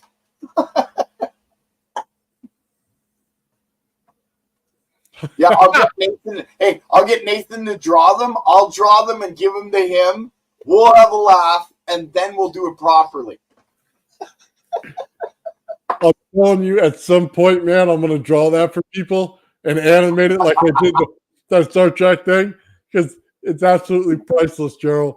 It's something that has to be shared with the world at some point. I'll even dub some audio for that, talking about dilithium crystals, and I'll draw this big. We could do some crazy stuff, Nathan. I'm telling you. Oh my God! Yeah, we'll have fun with it, dude. That was the best, wasn't it? With Mike, it was epic. It was. I laughed so hard. I laughed so hard. Oh my God! You should have seen me kind of frustrated. No, the probe goes in the hole that's bigger. It's like, yeah, that's funny. Oh man, I'm actually glad we were off camera at that point because we were laughing so hard in the background. That's all it would have shown through the whole thing. And in this way, it came out with such clear audio almost, you know what I mean, for the whole thing. And then Ben played along right with it until he finally, it got in his head of what was going on and why we were laughing. Just the best, dude. Oh. All right, Gerald, I'm going to show you this. It was funny. You and Victor were talking about this, and also Ian was talking about it. Victor, that paper he was talking about and I have it up on my page right now, Oscillating Space-Time by John A. Mackin. Incredible paper. I'm like a quarter of the way through it, and I'm very excited about it. All right. Sorry. Go ahead. Oh, no, I was just trying to tell everybody the 9 and 11 in this and how they did it and the division and stuff, the fractals that they get out of it, the geometries that go along with it. And also this one shows you the tune. So minor second, minor third, perfect fourth, things like that. It's showing everything in here. It's also showing the square root of 2, square root of 3, you know what I mean? Phi. Is this on Google or? Oh, it's something that I picked up when I was looking through this coil stuff to see, what they were doing. Yeah. Somebody out there already figured this thing out. You know what I mean? Oh, no doubt. No doubt. Zoom it in. Okay, I'll zoom it in. Give me a second. In fact, Victor and Joe and you were talking, and I've got notes. Because Victor hit some nails on the head. Yeah. And it direct nails. Like, if you understood what he said, you could have wrapped one of my coils right from what he said.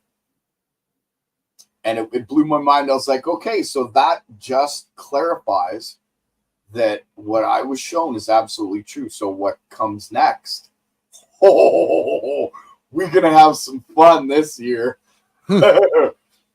Yeah. Right? So unless I get, I don't know, disappeared. Got some interesting inventions coming out this year. Well, I could tell you right now, Gerald, and I want you to do your presentation so bad. Okay. And I'll tell you why. Hold on. I've got this thing almost nailed. And the thickness, the outside look of it, the different layers, the shapes that I think that are in it. Okay. I think I'm like 90% there. Okay. So I have to ask you, once I get it done, how do I do it and put it, because it's screwed into the table, right? Yep. How do I get the screws out without it losing the form on it and losing the tightness of it before I could put it in the epoxy? That's why I use zip ties. That's why you use what? Zip ties. Right. It gives you the pinch, but it doesn't like this way. Oh no, it does. It holds everything together. Those zip ties are more important than you think. I used at one point I was using fishing line, like 30-pound test, but it's very, I don't know, it's kind of a pain in the ass to work with. So if to be quick, I use zip ties, but the issue with zip ties is you got to wiggle them in to get them into that hole past your screw or your bolt, whatever you're using, and then pull them through and lightly zap them until you get them all kind of done. Otherwise, when you take your nail or your bolt out, it falls apart, lose form. Okay. When I built the gold one, I did that on video. I don't know if I want to show that one. You know what I'll do? When I do the square one for Wednesday, maybe I should just do that as a tutorial. And then show you how to zap strap it so that you kind of see how it works. Yeah. Maybe that's what I'll do. Can you see my board? You can't, eh? No, I can't see it right But now. I got secrets on it. Always got secrets. No, not much. Just talking about homopolar generators and high voltage static coming together, making a high wattage system. Talked about that. It was on one of your videos. Just yesterday. Yeah. But I figured out something about the power of 3, time and space, and ball lightning, and how important batteries are, and specifically lead acid. I'm on live just so. So yeah, that's going to be something that's going to be brought up, probably part of my presentation, because lead acid batteries are key. Bedini knew it. He knew it, but he didn't say it in that way. But he did make it very clear that his battery that ran the system and the battery that was being charged are completely different. You cannot charge the back battery the same way you charge the front battery. Why is that? Because one battery becomes positively charged generally, and the other one becomes negatively charged generally, in the sense that if you put them in the right circuit, they complete the circuit. Right? So that's something I'll go over because it has to do with coils, it has to do with time, space, how the waves interact, what the waves create, what they compress and release. There's what Victor was saying. Telling you, Victor, I and you should do like a full podcast on like right after I'm done my presentation. And I have to do my presentation soon. Otherwise, Victor's going to let the cat out of the bag because he's dead on. And I've been checking out like all day yesterday and today. I've been watching Fractal Woman. I agree with 85% of her hypothesis. But Victor's got it. Okay. So I need to do my presentation before he gets the aha moment and releases it by accident. Hey man, it's only been 3 months we've been waiting, Gerald. Hey, it's not my fault. I blame APEC. I'm kidding. APEC rocks. I've been taking my time for a reason. Now think about this. If I had done my presentation 2 months ago, you wouldn't have had quite the understanding about what I was going to discuss as you do today. Even a month ago, look at how much we've gone over and learned, bringing Victor into the group, bringing in others that have made those puzzles, those pieces come together, not just for you, but for others, right? The comment section blows up when we get into heavy topics because they understand too. So now when I do my presentation, you guys are all going to get it like that. And I don't have to worry about explaining things in detail because everybody explained it to everyone else by just their very learning. And that's beautiful to me. That's my joy. That to me, I could die tomorrow Once I'm done, well, let me take that back, okay? Yeah, I'll start saying that. Yeah, after I'm done my presentation, I can die a happy man because that means that what I'm going to show, the people that are watching it are going to understand it and take it to another level or take it to other people that can take it to other levels. That makes me happy. I've done my work. Know what I mean? That's how I feel. I don't know. I'm not, like I said, oh, and I made a video. You inspired me to make a video. Not a Star Trek kind of thing. But remember that picture you sent me meditating in the water and the line? Oh, yeah. I put a speech to it. You did? Yeah, it's going to be cool. It has to do with inventors, engineers.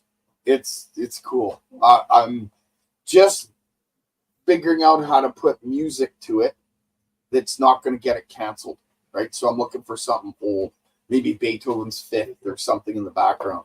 Oh, they'll get you for that. Go to YouTube's free music. It's on your. Sorry. YouTube's free music is on your studio. Oh, yeah.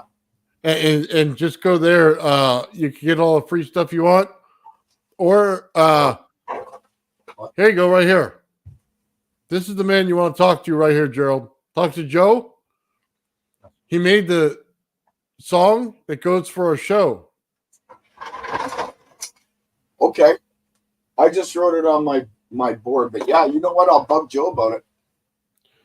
Yeah, did you hear that song, by the way? Yeah, I loved it. I loved it. And Gerald has it under his bed. That was great. Yeah. Right. I told my boy about it. He's like, I got to hear that. Because he likes Limp Bizkit and stuff like that, right? Yeah. Well, that's right up everybody's alley right there. Even Mike Faraday had it on his shorts, on his channel. Nice. So, I'm going to put it on mine for sure. That rocks. Joe's rock, Joe. Fan. Yeah. He did a real good job. He did it in a pinch, too, because we were like, I think 45 minutes to airtime, and he just threw it together for us. I got it. Joe's the ship's philosopher. He's that guy that sits in the back with the big bong, and he's writing all his philosophies on the board and making tunes for the ship. That's it. That's what it is. That's so awesome, man. Well, I love it because every show's so different. You know what I mean? When we do it, like we get all of us together and we talk about all this, and then Joe comes on and just like puts a total different perspective on everything. Well, it's about the flow, and the more different aspects you add to the flow, it gets bigger and bigger, right? Yeah. Yeah. Well, go ahead. It's like that picture I showed with everybody in the Star Trek uniform on the thumbnail. I had to click on it just to look at it. I was laughing. That was awesome. I'm like, how'd you get my pecs? No. Just that's so great. Yeah. Well, I figured I was gonna spoof Mike with that video that I showed, and I go, you know what? I gotta get everybody. I gotta fall asleep while I'm doing it so they can see me, you know, with my face covered sleeping. Yeah. I had to put everything. Ben, my favorite part is Ben in the fan club. Like you see the back of his jacket, and he's got his logo on it, and he's got his hard hat. Yeah. Oh. That's an awesome picture, man. You know what? That's what should go on the inside of all the lab coats. Yeah. That's what should go on the inside. An emblem and then our autographs underneath. That'd be hard to do, though. You'd have to send it around, right? Everybody'd have to sign it. But, yeah, that's kind of neat. They'd stitch them in so everybody just has to sign something, you know what I mean, and then send it in. Yeah, that's true. Yeah. Joe said he'd be happy to help with that song. Damn straight. I'll get back to you on that, Joe. I think I have your email. I think. If not, I'll get it from Nathan. We're making people nervous, Nathan. Oh, really? I haven't heard that. Yeah. I watch patterns, right? I pick up on patterns and I pick up on behaviors. I used to study when I was in jail, all I read was behavioral science textbooks. It's just something I did for fun. And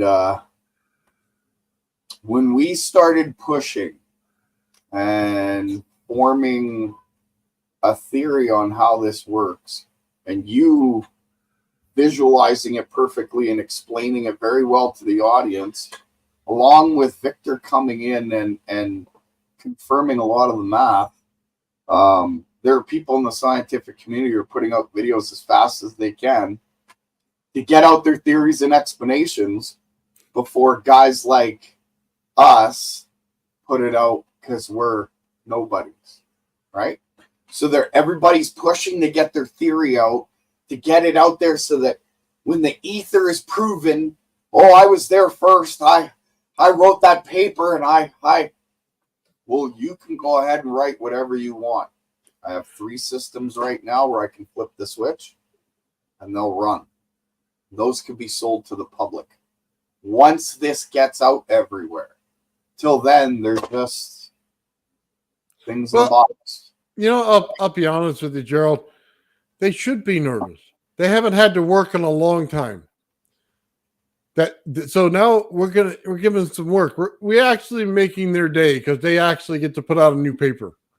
Now it's all based on what we do, and it's all our work, but they get the credit for putting out a paper, and then the university pays them, and then, you know what I mean? We get the S end of the stick.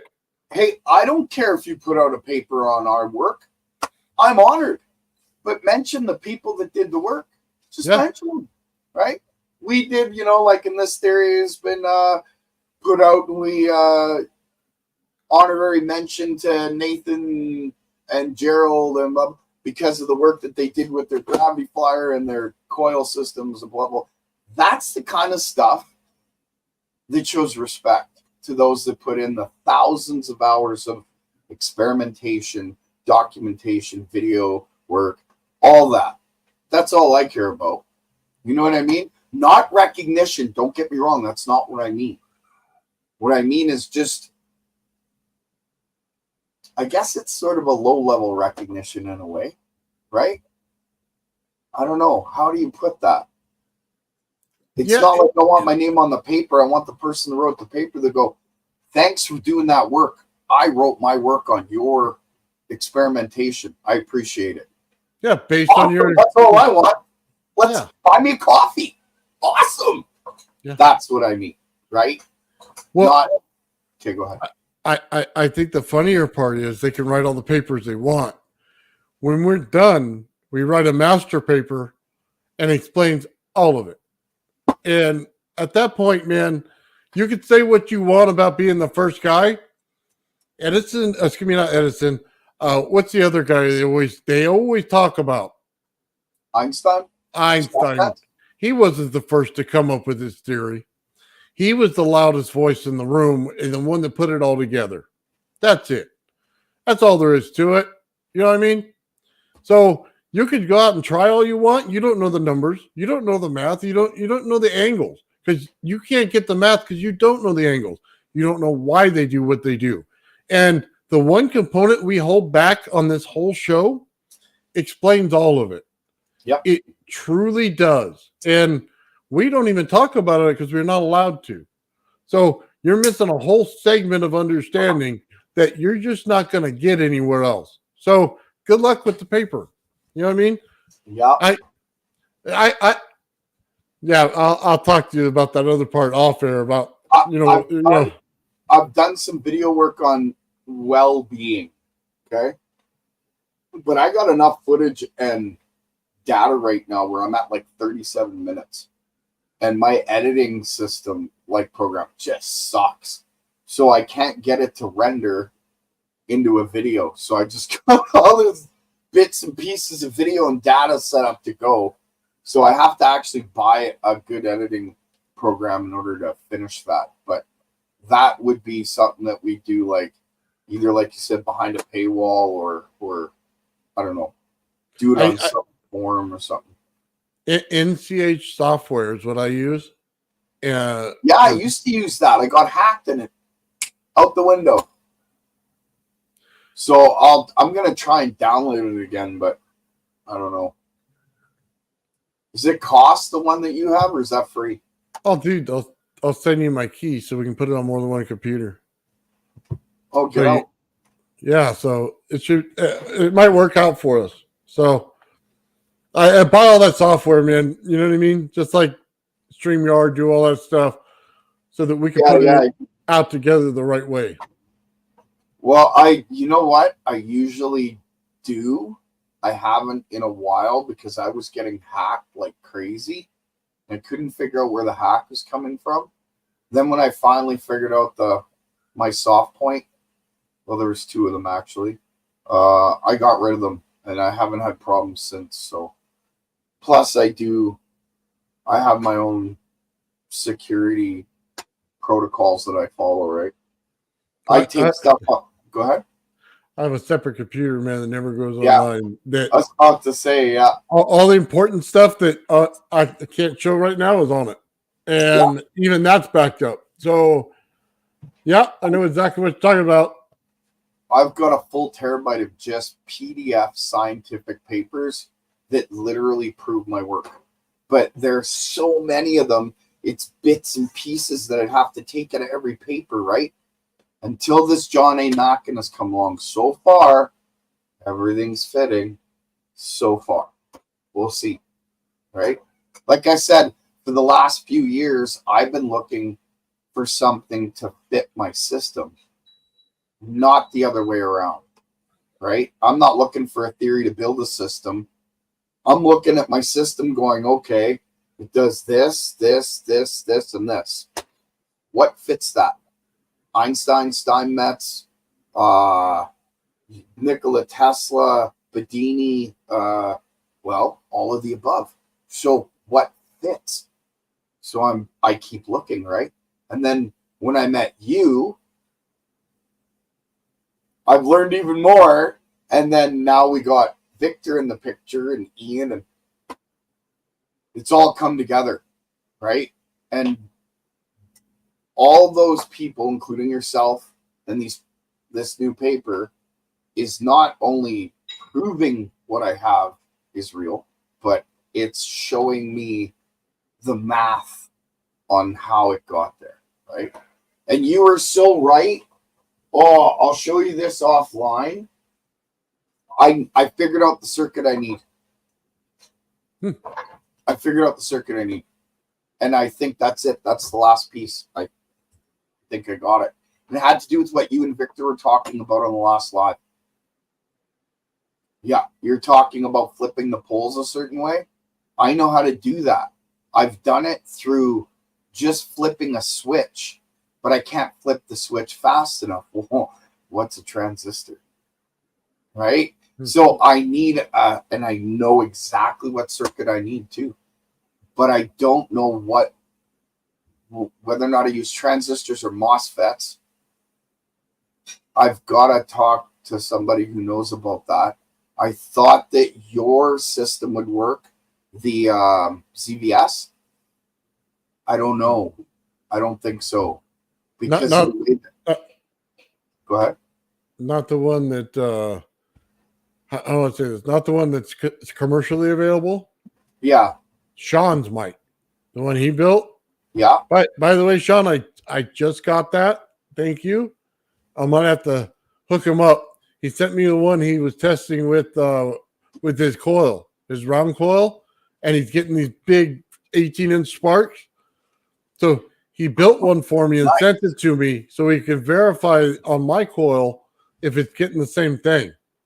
So I'm gonna have to, go with him, and we're gonna knock this thing out, man, and get it right. So, and then I'll have verification for him for anything he wants to put out. You know what I mean? Yeah. Yeah. That's awesome. I'm looking forward to it. I want to see what you produce. If it's the circuit, I might bug you for it. Right? Yeah. Victor says, seen the lighter, test the lighter torch. Okay, so when it comes to a lighter or a torch, How do I put this? When you control the back EMF and you attach the back EMF to, say, a plasma torch lighter, and you attach it to the shell of where the flame comes out, that has to be your negative, and your positive sits to the wind. You will electrify your room like that. You will create so much energy that I think your computer shut, just like what you were doing. It does the same thing, but what it does, it pushes. It's like forcefully shoving electrons into your room through the flame. Right? I'm not sure if I'm explaining that quite right, but when I did that test, I shut it down right away. Right away. I touched my table. I'm like, ow! And grabbed my scooter because it was in the way, and I got a shock from that. I'm like, no, I got to shut it down. So what does that mean for propulsion? Yeah, well, right? You saw the Sunday thing, right? And I showed you that last piece. Last piece. There's one last piece that we need. There's one more guy. Okay. Yeah, right. When I get Brandon to come in, you'll see. It's okay. Different level. Okay. Okay. So it's high voltage, but it's how do I say this? It directs everything. And based on how it's wired, it'll direct it from one side or the other. And in some cases, it'll direct it from both. And he explained to me what it was I missed. And there was one thing I missed, and that's what's causing me my issue on my gravity flyer. Really? So I'm going to fix it and get it right. But he showed me the exact thing that I missed. That was cool. So yeah, there was just one little thing, and I didn't realize it was even a thing, and I should have. And really? When I reverse engineer something, I try to be very meticulous in getting every little part. So it's easy to miss something. You know what? Speaking of which, the hopper, I missed something. And I had looked over my notes, and it wasn't in my notes. But it was in my memory, and it didn't get accessed until this week on one of our lives. And I drew out the circuit, and I went, oh, I can't believe I missed that. And then Victor confirmed it. And I keep bringing up Victor because I had lots of aha moments on your last live that I wasn't on. I was watching it just like, oh, I got to write that down. And I got like a ton of notes, right? So, yeah, it has to do with heat, controlling it. You know, Victor has that effect, by the way. Every time he comes in, the whole room gets that aha moment. You know what I mean? I do. I totally do. Because it's like the one of the parts that you absolutely needed to figure it out. And it's like he knows all of it by memory. Well, he's one of the missing pieces of the puzzle, right? Yeah. So like I said, it's going to take a group of people from different angles. Why? Because that group of people are dynamic in the way they've learned, the way they know, like their knowledge, and how they present it to the group that gets presented to the public, right? So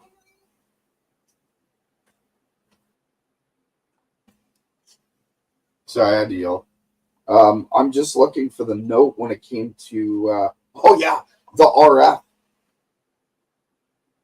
When you were talking about change the duty cycle, you change temperature, change the frequency, you change voltage in the amps. The voltage in the amps are directly connected to your temperature, your voltage being your cold, your amps being your heat, right? And if you can redirect that, you can control your heat. I figured out how to do that, like I said, right? And when he brought up RF, and he's like, yeah, and then RF is created when you resonate the waves. What was he directly talking about now? Because that's not in these notes. I think it had to do with saturation.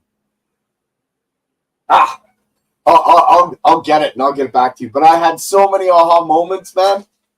But what he said allowed me to remember what it was that I did on the hopper and what it was I was missing.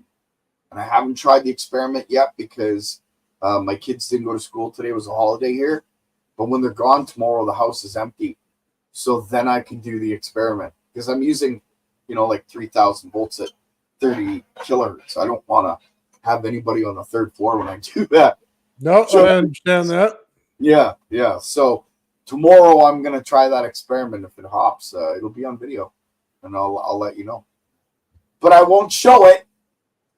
I'll tell you, Nathan. Like I said before, I gave you my word, and I'll stick to it.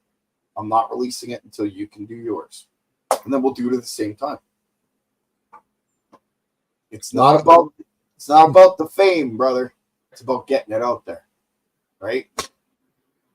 So we'll see. Yeah. Maybe it won't work. Go ahead. I tell you this right now, I got the mathematicians shaking in their boots because with these two systems, you can pretty much do anything you want. There's no getting around it because I want to say this. I could probably not just finish the one. I have two others I could probably finish as well. You know what I mean? Those may take a little bit longer, but it's on the same line. And I'm not going to get grams of force. It's not millinewtons, okay? Not 1.4. When it takes 4,000 to get a pound, it is literally pounds of force, okay? Yep. And I have no problem doing it. And I thank you, TT Brown, for explaining it in so few words. It's truly a good understanding because between him and Steinmetz, man, wow. Talk about amplifying force, not a problem. Yep. See, and I kind of know what you did, and I don't want to talk about it on here, but yeah, I kind of do the same, but not quite to your degree, or I've done it and didn't know it was to your degree. I don't know. Like I said, I've seen exactly what you described.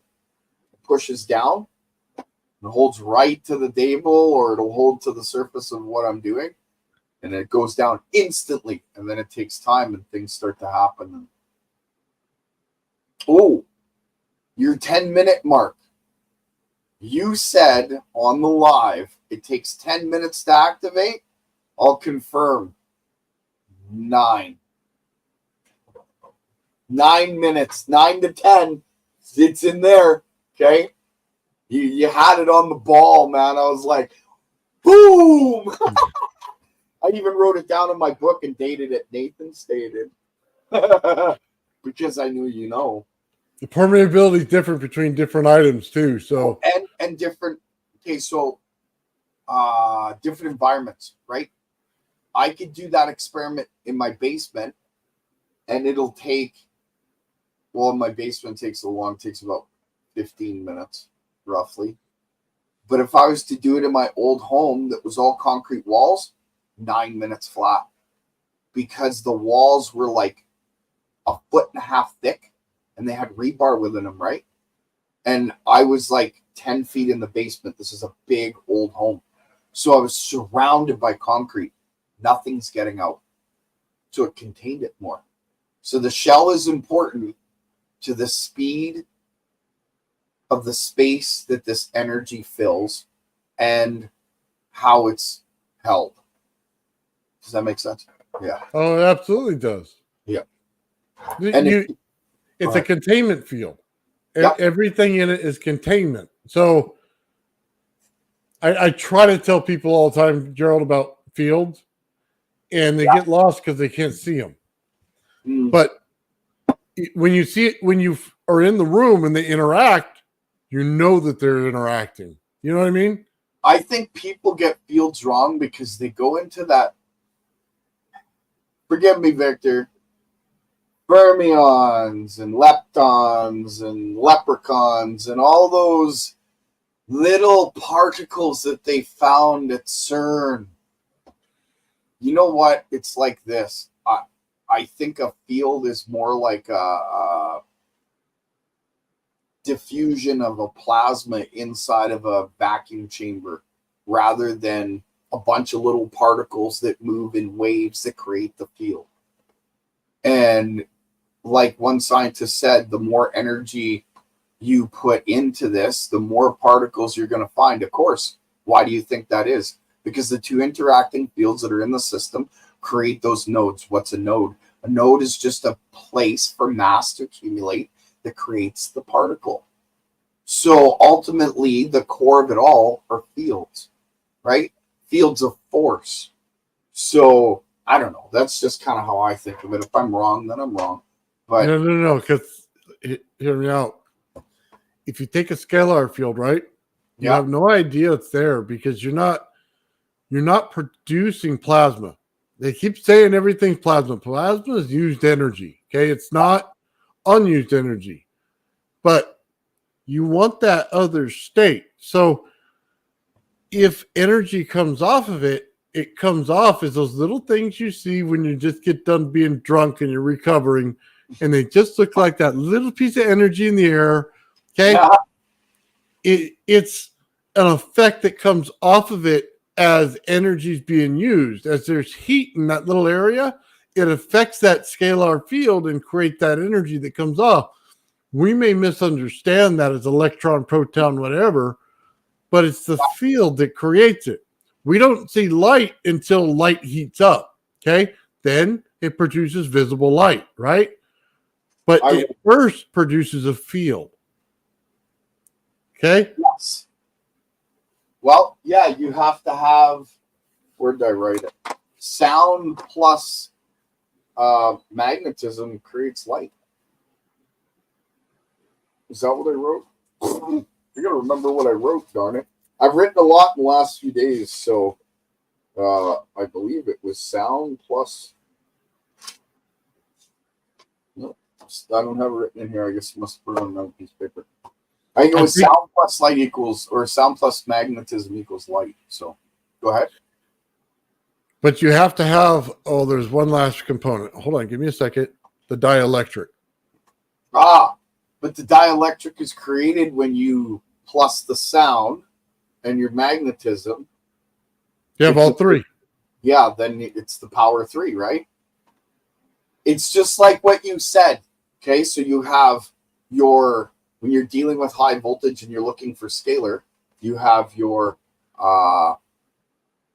right after the coil, you'd have your plasma, then you'd have your scalar, then you'd have your static, right?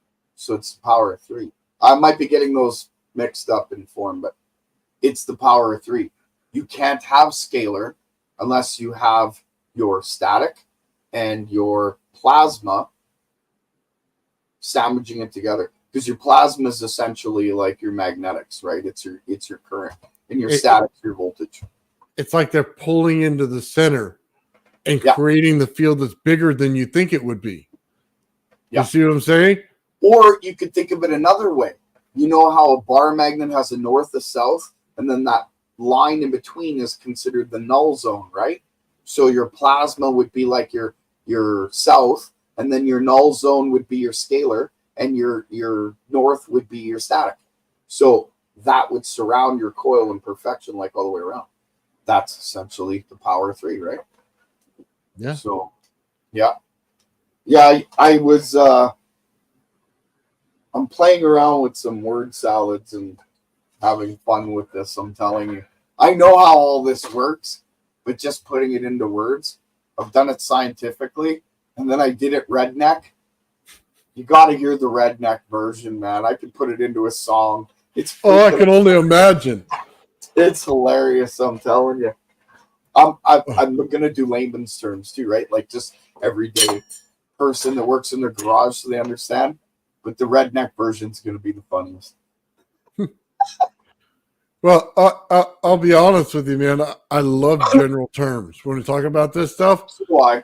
So that everybody could just understand what we're talking about. Yeah. And then for those people who watch all those scientific channels, like, yes, we can break it down that way one day. Man, can you imagine me telling you everything scientific about this stuff? It'd be like a shock to reality to people who watch my show. Yeah, no offense to those that come onto the channel or aspire to that sort of vocabulary.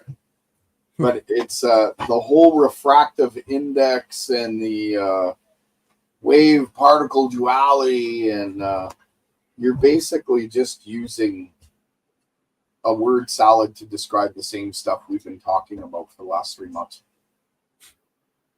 That's all it is. What's the refractive index? I don't know if you've ever looked it up live to show people. I can't remember the exact term or definition. So, oh yeah, basically it's the way that light comes in. It bends and comes out at a different angle, right? Mm-hmm. So it's reflected at a different angle. That's your refractive index, right?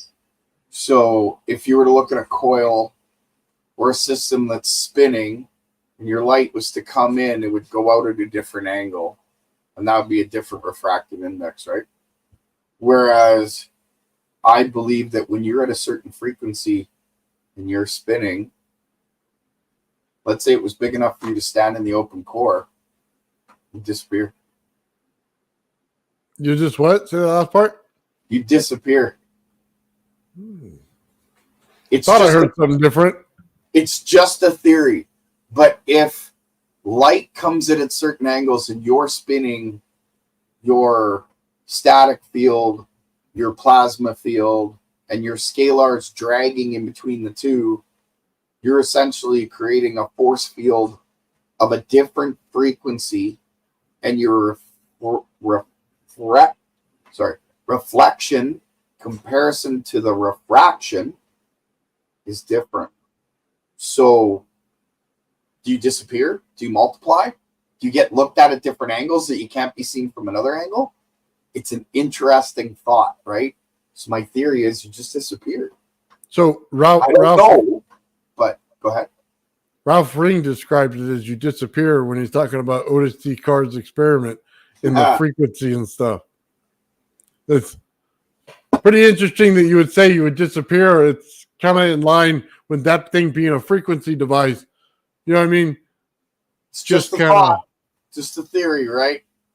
It's not. So, I've never seen anything like that. So I wonder in that crystalline form that they were using in what they were doing, which is like the ultimate fractal pattern, by the way, if they were, I don't want to say this, if they were really running that ship based on their mind, and if they did time travel.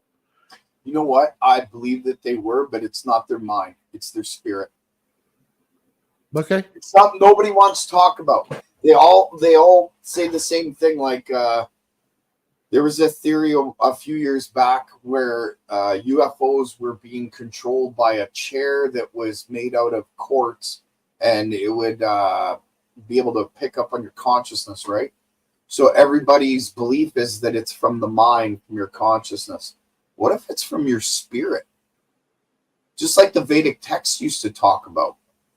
When they would control the Vimanas, the pilots had to be at perfect peace, and they were in meditation when they weren't in the Vimanas, because they controlled their chi, their ether, their spirit. So my theory is when you've achieved a perfect scalar field and your anti-gravity or gravity's been canceled out, if you're the only one in that bubble, your spirit, your chi connects to that scalar field, and it controls it through the way you think, feel, and move. It's not just a thought. It's all three. It would take all three. In my theory, anyway. I don't know. I could be wrong. Dude, but it just blew my mind. Me and Joe Straight Dope were just talking about that earlier today. You know what I mean? That exact subject. So that's insane, man. You have to be at peace to do it, though. If you have anxiety, or if you have something from your past that's eating at you, you're not going to be able to achieve that peace that it's going to take in order to attach to that scalar field through what some would call your heart, mind, and soul, spirit, right? So yeah, that's my take on it, right? That's why I say I believe, and this is what the subject we can't get into, that when you're talking about canceling gravity and the spirit attaching to it, it also has to do with that subject we can't discuss. Because when you do the both, the subject we can't discuss gets involved. Your well-being, right? But by the way, we were talking about building two coils and what comes out in the middle, right? And we're talking about refractive light and how it works and stuff like that, right? And I always say there's a singularity in the middle.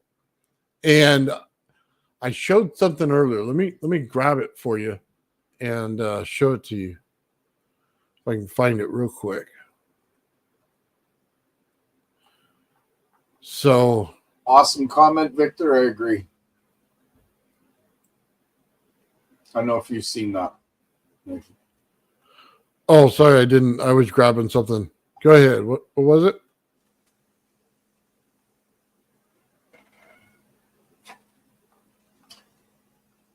It is written in Revelations that it shall be the end of time as we know it, right?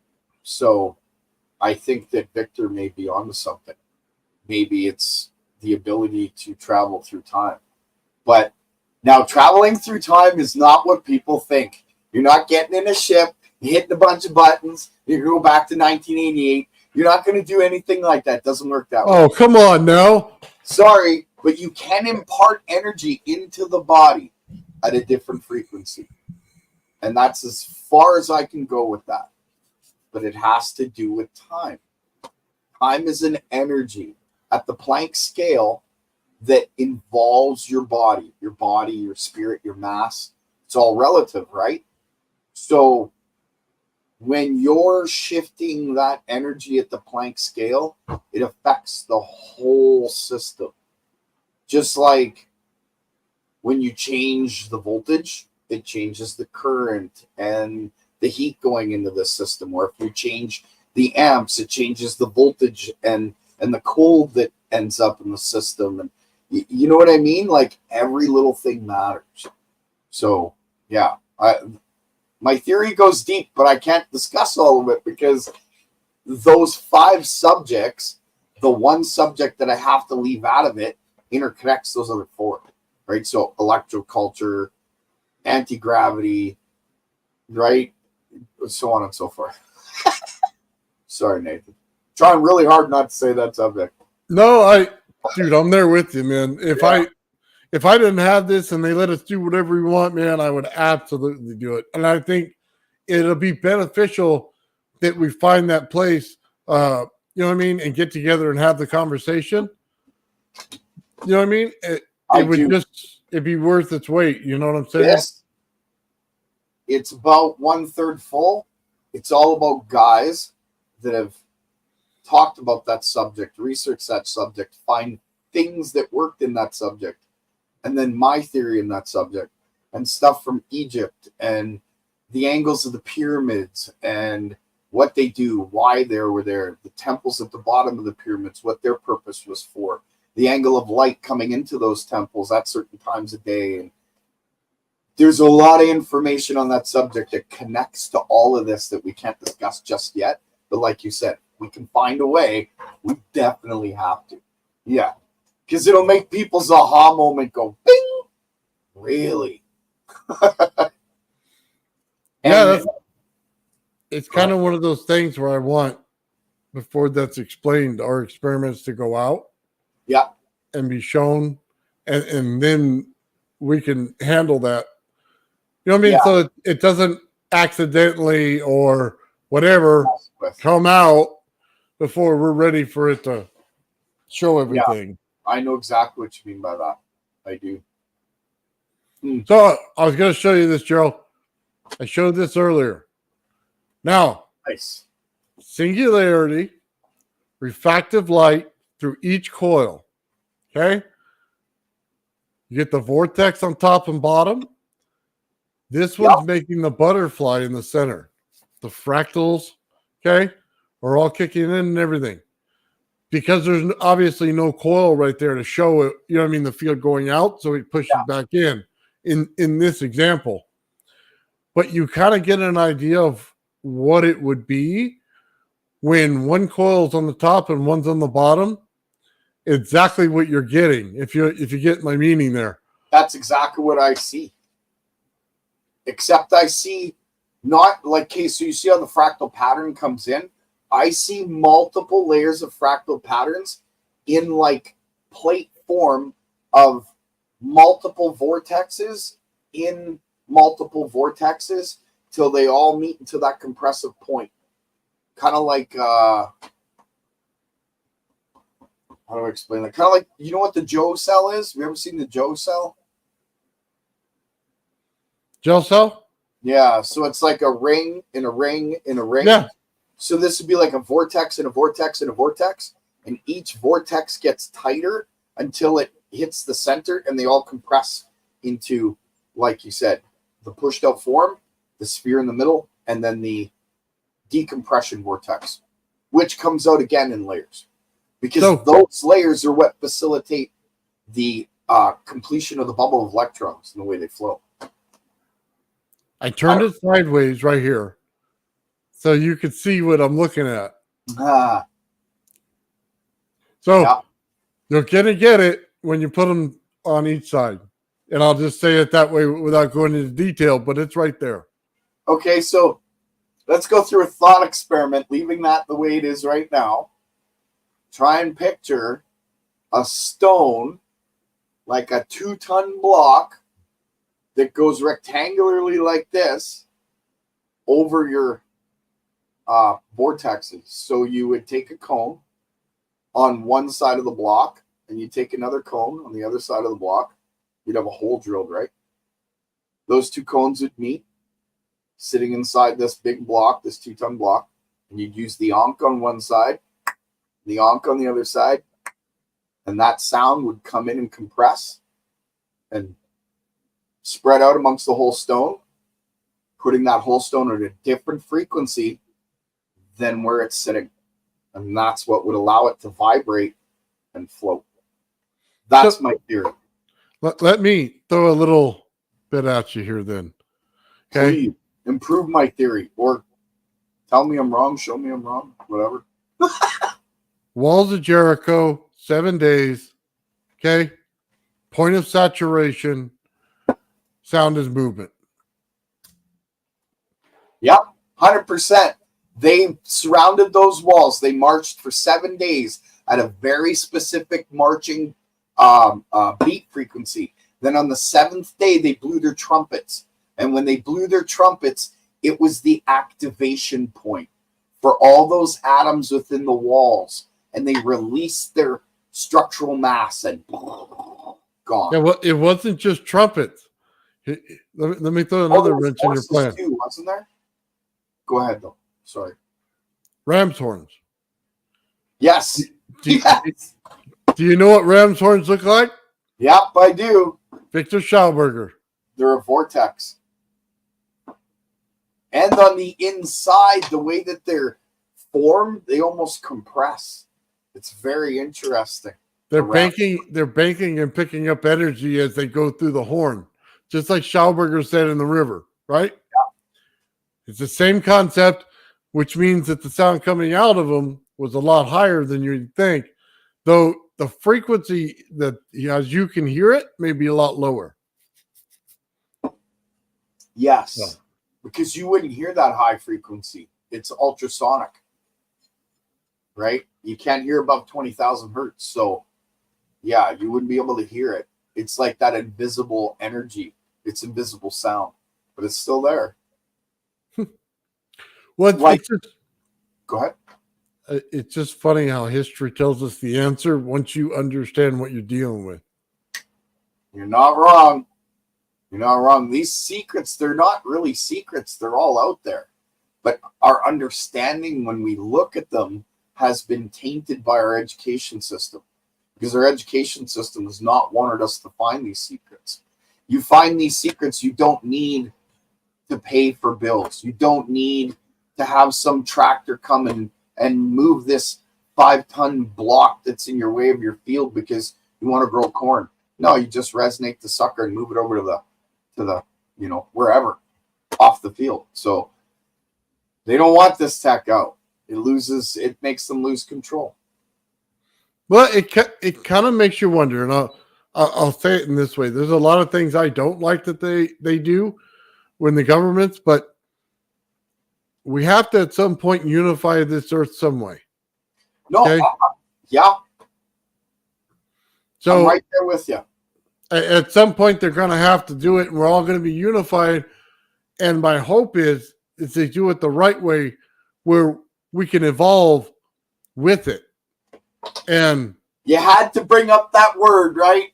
Like, that word is key to my research, and I'm going to say that. just bite my trying to hold it in. Yeah, sorry. But you're not wrong. Not wrong at all, man. Yeah. This is, you know what? This is the most interesting time in human history as far as I'm concerned. This is the time where old secrets are going to be released, where new things that we've never seen before are going to come out. They've been before. There's nothing new under the sun. Our history, this is just a repeating of history, but it's a repeating of history for our time and the people in our time, which makes it new, which makes it exciting.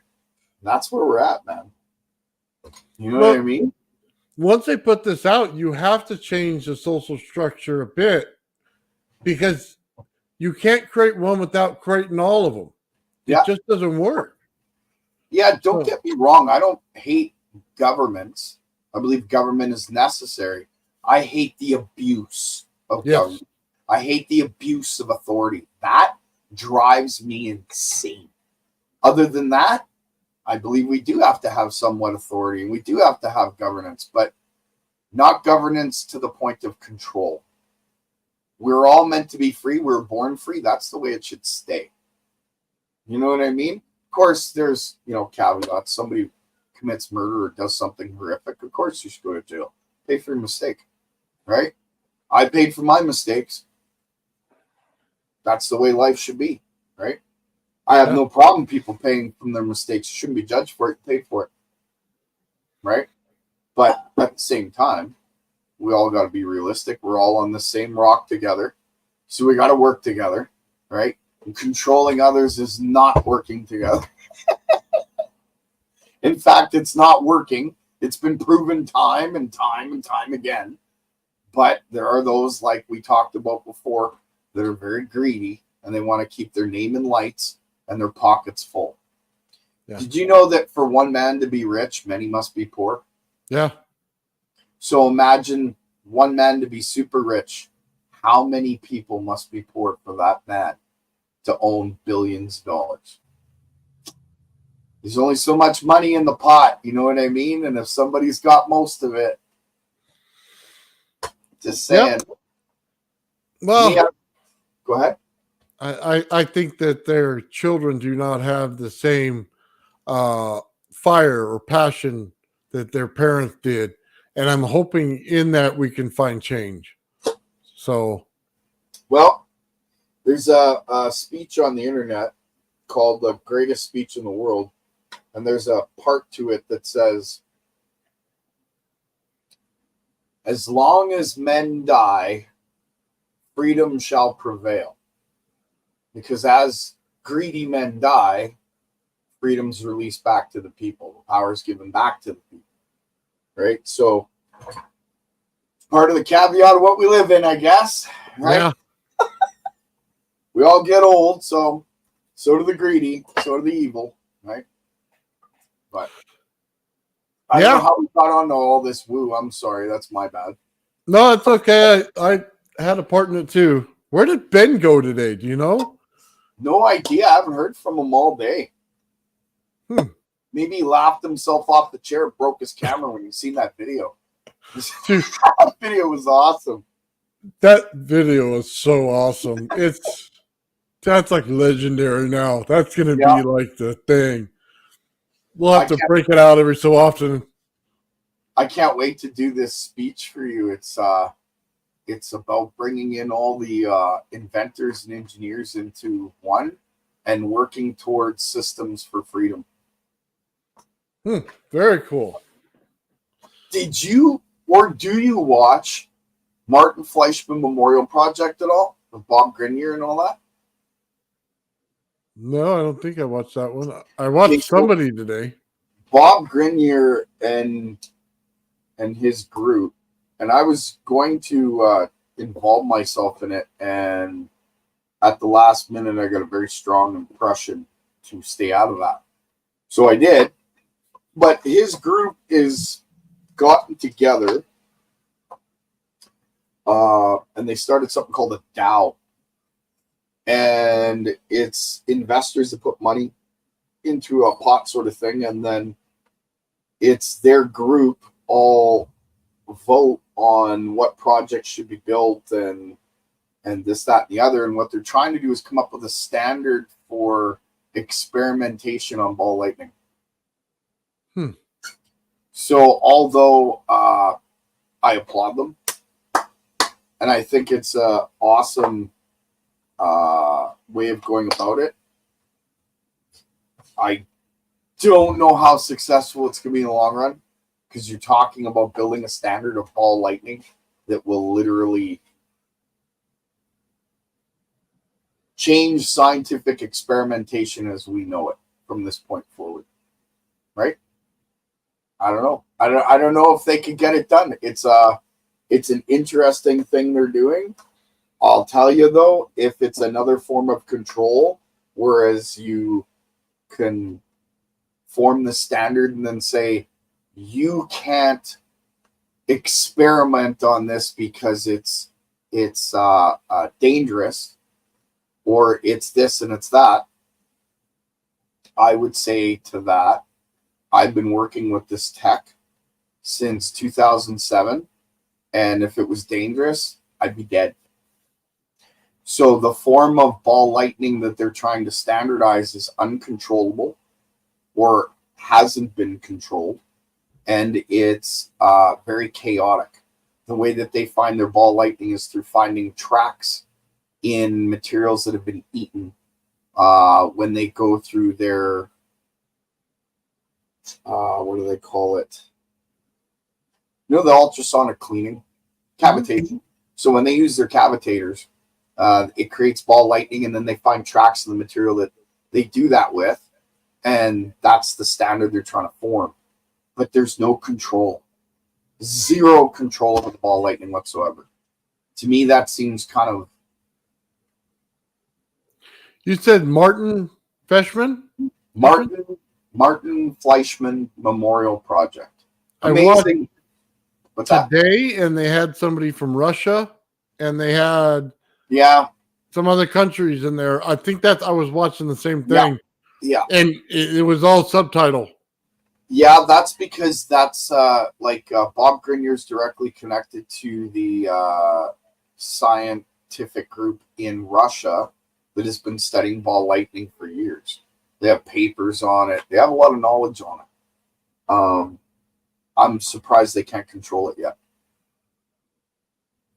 If you've been playing with it for years, you should be able to control it on the end of a pin. That's my opinion, right? If you're a professional at it, if you have that in-depth knowledge. But I don't believe that they're doing that. So kudos to Bob Grenier and his group. His group's amazing. The people in his group's amazing. I think they're going about it the wrong way. That's my opinion. I've been proven wrong. Apologize if I offended anyone. Ball lightning's hot, right? Yeah. Well, you know what? It can be cold. It could be hot or it could be cold. It depends on how it's created, right? Like when I create ball lightning, or when I did create it, I held it inside of a neon, and it was in there for 10 minutes, and the neon was cold. Should have been freaking searing hot. It wasn't. It was cold. So maybe that's the instability in the system. It's hot and cold. And But that's probably the problem. They can't control it. here's my opinion on that. They're talking about ball lightning that's micro size, right? What you and I are doing is ball lightning on a macro scale to the point of canceling out gravity. That's what these spheres are. They're not lightning. They're scalar wave balls of spherical energy that cancel out gravity due to the different frequency than the Earth. That's what they are. That's part of my theory. So what we have is controllable ball lightning. Oh my That's God. what I believe we're working with. Hold on. I think you just told me the answer of why I'm seeing what I'm seeing. Controllable ball lightning on a very large scale. That's what happens inside my coil. Okay, so on the inside core is a ball. It's a perfect sphere. And on the outside of the coil is a perfect sphere. And the outside coil spins like this and like this. The inside of the coil spins like this and like this. That's ball lightning. But so, go ahead. frequency's the difference in the field to create the fields. Yes. How they interact together is based on the frequencies. So yes. what I could tell you a Tesla coil field will hold in a static field has to do with the frequency. Even if you get that static field into a scalar state or the outside field's a magnetic state, we're still talking about frequency. And it'll push one or the other. And how is it? The thickness of the field bases on your frequency. You're getting it. That's the answer. Yeah, but is that the answer to canceling it out? Because now you got your two frequencies, right? But you also have your voltage, and your voltage is to me it's distant. like it's okay. Go ahead. It's distant. No. When I control the voltage, okay, I control the distance of my bubble. So when I get the other bubble, okay, I can control the distance. And then when they interact, I'm getting the hot. When they don't interact, everything is cool. You know what I mean? So it's like a volume button for it. It is. It is a volume button for it. There's one more thing I've got to mention with that, and it has to do with your virtual ground. Your bubble cannot exceed the mass of your ground. Does that make sense? It has to do with saturation. You can concentrate and compress your saturation, but your bubble cannot exceed the mass or weight of your ground. When I did my experiment that affected the clocks, I told you about it with my daughter and all that. I was grounded to the water pipes in the walls because we had one of those old boilers that heated the house. And the house was 4,400 square feet. So it had a lot of iron pipe in the walls. Plus, it was concrete walls that had a lot of rebar. So my ground was massive, right? So I kind of wonder if your virtual ground is directly connected to how your bubble is created. Do you get it? You know what I mean by that? That would give you the ability to put your, how do I put that? To define where your dielectric field goes. I don't know if that makes sense to you. The bubble that I build is based on, okay, it only goes so big, okay, ungrounded. So you're only going to get it so big. Yeah. Then there's a limit. There is. When you ground it, you'll get it much bigger, but that also means the inner field's much thicker because it'll gain a secondary field beyond that. So you still pick up energy out there, but it won't be as useful as the one in the center. So anytime it creates a sphere around something, just understand this, and you put magnetics as part of it, you're going to create multiple spheres out of it. So it's like a, how do I say this? Oh, there you go. He showed us the secret. This one I'll take out because you're not ready for that yet.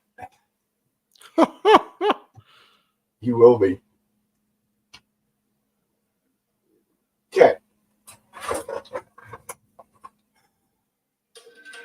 Right now, trying to get this little.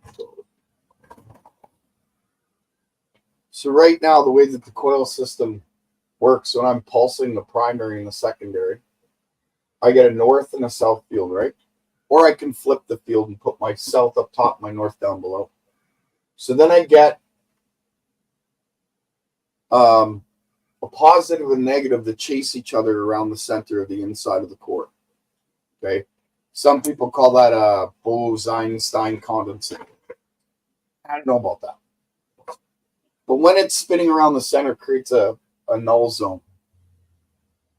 But when you want your virtual ground, you want your null zone up top, right? But you can't put it there because you have a pole there. So you have to take that pole and you have to divert it and put it somewhere else. How do you do that? Well, what's your pole? Your pole is heat. You're dealing with heat and cold, right? So your north is what? Your north is your heat and your south is your cold, right? Or vice versa. I can't remember which. So if you were to take those and put them in a column, can you see this part? Go ahead. So if you were able to put them in a column and force your null zone up top, you now control your dielectric between up top and this being your virtual ground. No matter what this is touching, this becomes your bottom and you control the null zone. Therefore, when you cancel out gravity, you're going up. And if you, I'm not explaining that right. I can see it in my head perfectly. I know exactly what I need to do. And I know how to control the dielectric. Your pole can't be up top and down below. They have to be beside each other. And you got to push your null zone up top so that you can go downwards. Now, if you want it to go up, you flip your poles up here. And the null zone goes down here. And now you're going up. Because your null zone is the dielectric. That little part in the center, that's your dielectric being contained in a field that's being surrounded by a north and south pole chasing each other, or hot and cold, positive, negative, call it what you will. So because you've created that, which some would call a mini black hole, not so much, a null zone, if you can expand that null zone and control it, you now have perfect control of your dielectric. Okay. Your dielectric is what matters to flying, right?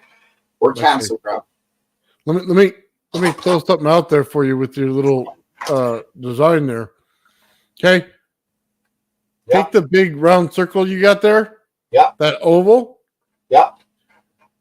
Now draw the field with the center on the right and left. Okay. And it goes directly out sideways from it. So it looks like this, just like this, but it goes out sideways. No, But it goes out. On the same plane of existence. Okay. So it go out like this, you mean? No. You're good with the design. I just need you to understand the plane of existence. That's it. So now take my center plane of my gravity flyer. Yeah. And understand it just like that. And look where your north and south is the way you drew it. Okay? Okay. Now do you understand? We're in the same. Okay. We're in the exact same boat. It's the exact same thing. Yeah. So in order to reach the lifting state, right? Okay. I want to say this. If you drew a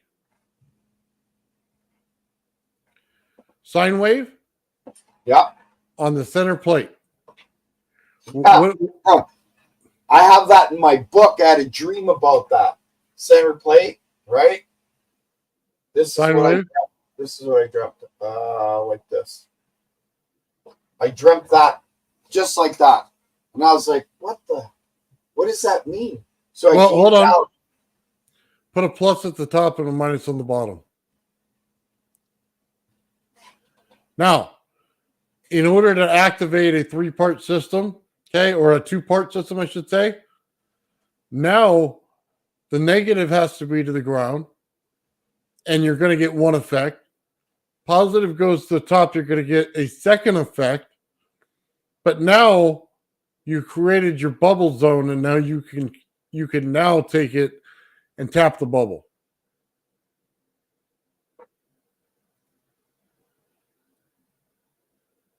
Is that what you mean?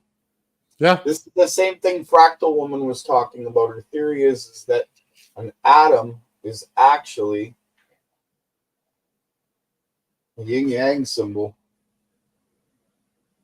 Right? So I don't know if I quite aspire to that, but it's starting to look that way by far. Well, let's put it this way. Okay, hold on. In that same drawing, now put a little disc above it at half the size of the center plate. Okay, so like that. Okay. So if you draw immediate arrow straight down. Okay, no, just to the center plate. Okay. Now, every area on that little disc goes down and gets canceled out. Like that? No, you went too far on that one on the left. Okay.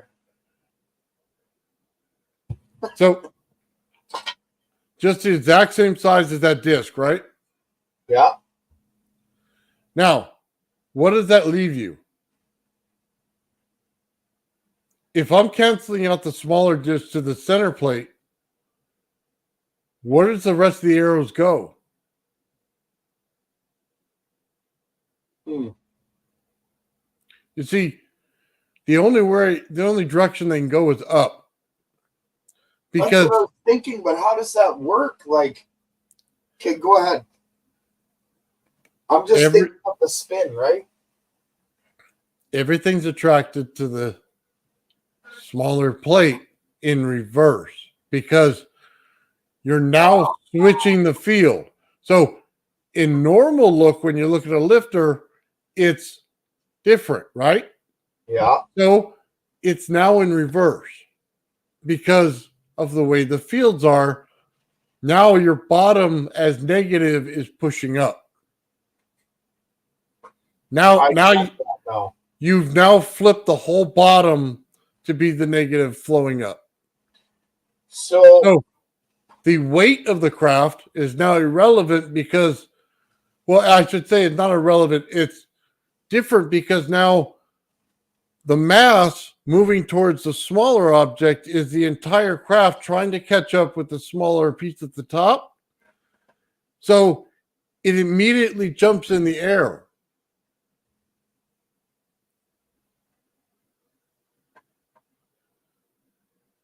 So what you're talking about, if this is the ground and this is the ground flyer or the coil, the minute you make this negative, it heads towards that smaller plate and jumps up. Is that what you say? Okay, I want to say this. He sees a nipple. Just kidding. Sorry, I had to. Go ahead. If you took directly the center plate to the bigger plate. Yeah. I push down here, so this cancels out. Yep. But all the rest of this zone and this zone is now going up. But now, since you flip that, you had to take the positive charge on the plate that shows up on the one side and the negative side that shows up here, right? Yeah. Now I pushed it and it all shoots up negative. Okay, it's flipping. Oh, I see what you're saying. It's a bounce. You're shoving one in and compressing, and then the compression, you're pushing the balloon against the table. I know what you're saying. You're talking about it bouncing off the ground. Like you're compressing the bubble and the bubble's pushing it back up. Because it now has a bubble under it. Remember we were talking about your coil, how it had in that cylinder, and you had that just yesterday, remember Mr. L? Yeah. It makes an artificial ground. That's what he was saying. Every time you bounce it, it makes an artificial ground. And if you can catch it fast enough and repeat that sine wave fast enough, you continuously get the bubble under it. The sine, yeah. Does that make sense? It does. And the sine wave's the key. And now you understand it the way I do. And what the one thing you need is you need that carrot. You need the carrot on the stick so that you can follow it. Yeah. So that's funny you say that, because what I just wiped off before I drew that was the pulse sequence to make that bubble. So it makes the coil hop 3 times, then it makes it hop 3 more times. I haven't done that yet, but I'm working on the math to the point where I can. So when I explain it, I always say we're filling up the bubble with ether, right? Yeah. So now you understand it, right? There's only so much energy that's inside of it now, because now it's captive inside of it. So when it gets to yours, you have to captivate it because you're getting so much more. The amplification so much higher in your system. Yeah, you have to put it in a actual shell in order to get the same thing. Hence that video when I put the aluminum shell over that small coil and the voltage went down a little bit because it contained it. Yeah. Yeah. And if Otis T. Carr was correct, and I was to seal it off the right way, who knows? Might just go translucent. Because you're talking rotating electromagnetic waves, right? Contained. I don't know. Just a thought. So, yeah, you know what? I want to try that experiment really bad now. I wish tomorrow would come quicker. Just to see, right? Just to see. But if I do make it work, you'll be the first person to be calling going, hey, we got to do a Zoom. For sure. Yeah. You know, we're getting there, man. And it's happening quick. Like I said, you see where I'm at in my system, right? Yep. I needed to make one change to it. And it's the stupidest thing in the world. Okay. And I told Joe, and I didn't put the lip on the disc. It's stupid, right? Does it make any sense to you? Well, it does. Okay. Because you know what? I'm glad you said that. Go ahead. Did you want to finish before I cut you off? I'm sorry. It's the negative field can't be put in the right order without it. And the positive doesn't work the right way without it either. So I'm listening. I'm right here, but hang on. I got to grab something. Go ahead. It's literally the dumbest thing in the world, but it was absolutely the right answer. Absolutely. And Brandon, thank you for that. I'll just tell you that out there. Hey, the Black Tony Stark is what he calls himself, man. He's absolutely an awesome guy. And he'll come on once I get this thing right where I need it and I can show it to him. He'll come on. Trust me. He's got the right answer. I told him we're going to have to build him an Iron Man suit if he, this thing lifts off. Sorry about that.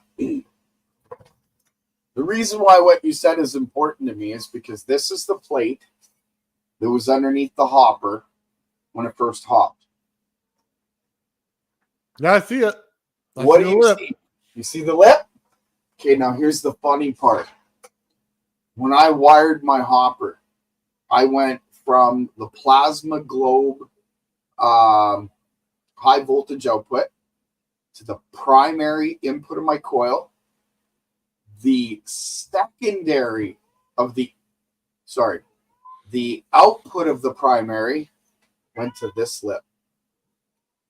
The secondary, one wire went up as an antenna. The output of the secondary went to the other side of this plate and this lip. But the one thing I forgot was that it was grounded to the pipe. That's the one thing I forgot in all of it. So now tomorrow I'm going to try that. So when you said lip, that's why I was like, that's important. Center point. Center point the ground and don't attach it. Don't attach it. Just let it sit there. All right.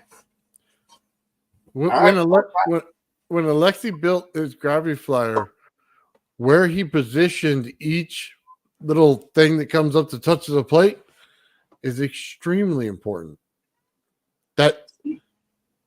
Wow. I never considered that. I know what you're talking about now. You can't put them equal. You can't. It completes the flow the way you're talking. Because of the way that it works underneath. If everything weighs about nothing, anything moves it or anything keeps it in the steady. So interesting. The funnier part about the whole thing is the weight. The heavier it is, the easier it lifts. You're dead on. You're dead on. Because if you look at the stones back in Egypt, the 2-ton stones, there weren't too many of those. But 5-ton, 8-ton, there was a ton of them. So if this theory is correct about levitating stone, then what you just said makes so much sense. The heavier it is, the more the mass, the easier it is to raise. Well, let's quote Steinmetz. The point of saturation between the dielectric. Okay? High voltage line. When they put the line in the center, it saturates. That point of saturation is based on the sides being equal to each other. Okay? Yeah. The saturated material now has every bit of energy you've ever wanted in it, right? Yep. There you go. Yeah. Simon said it right. Toy maker, you're right. You had it right. It's just, it's ironic because remember that paper lifter I did? Yes. The paper saturates fast. Seconds. Okay, or less than seconds. It saturates? I would have thought that it actually had the charge on the outside, but you could be right. It's saturating. So both sides are like high voltage lines, right?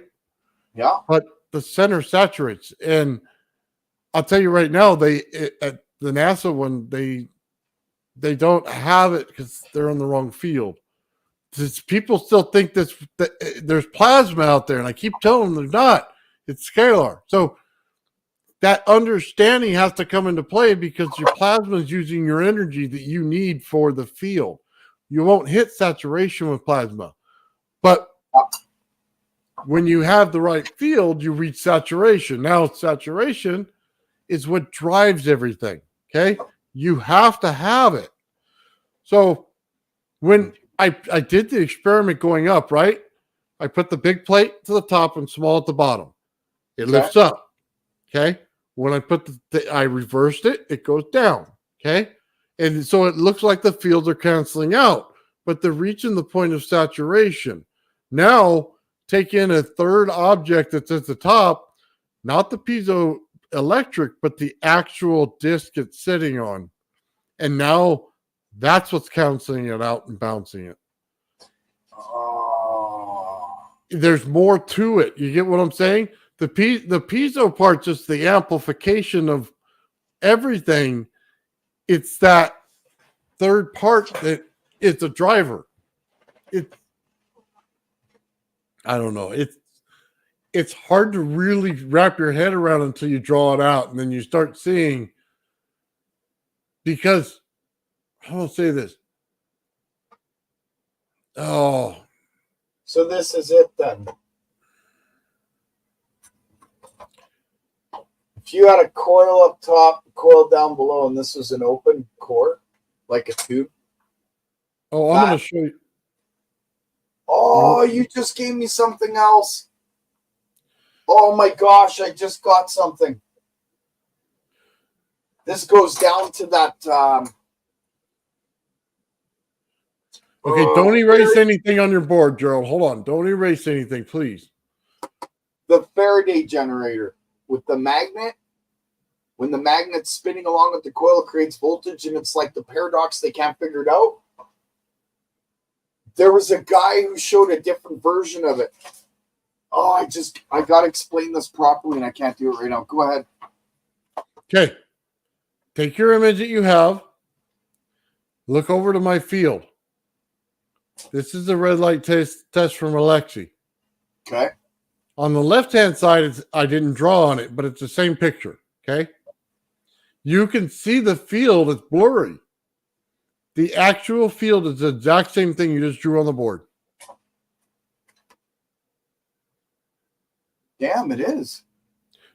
So if I take my cursor and I go like this, and I show you, it's right there. Yeah, it's been looking at us the whole time.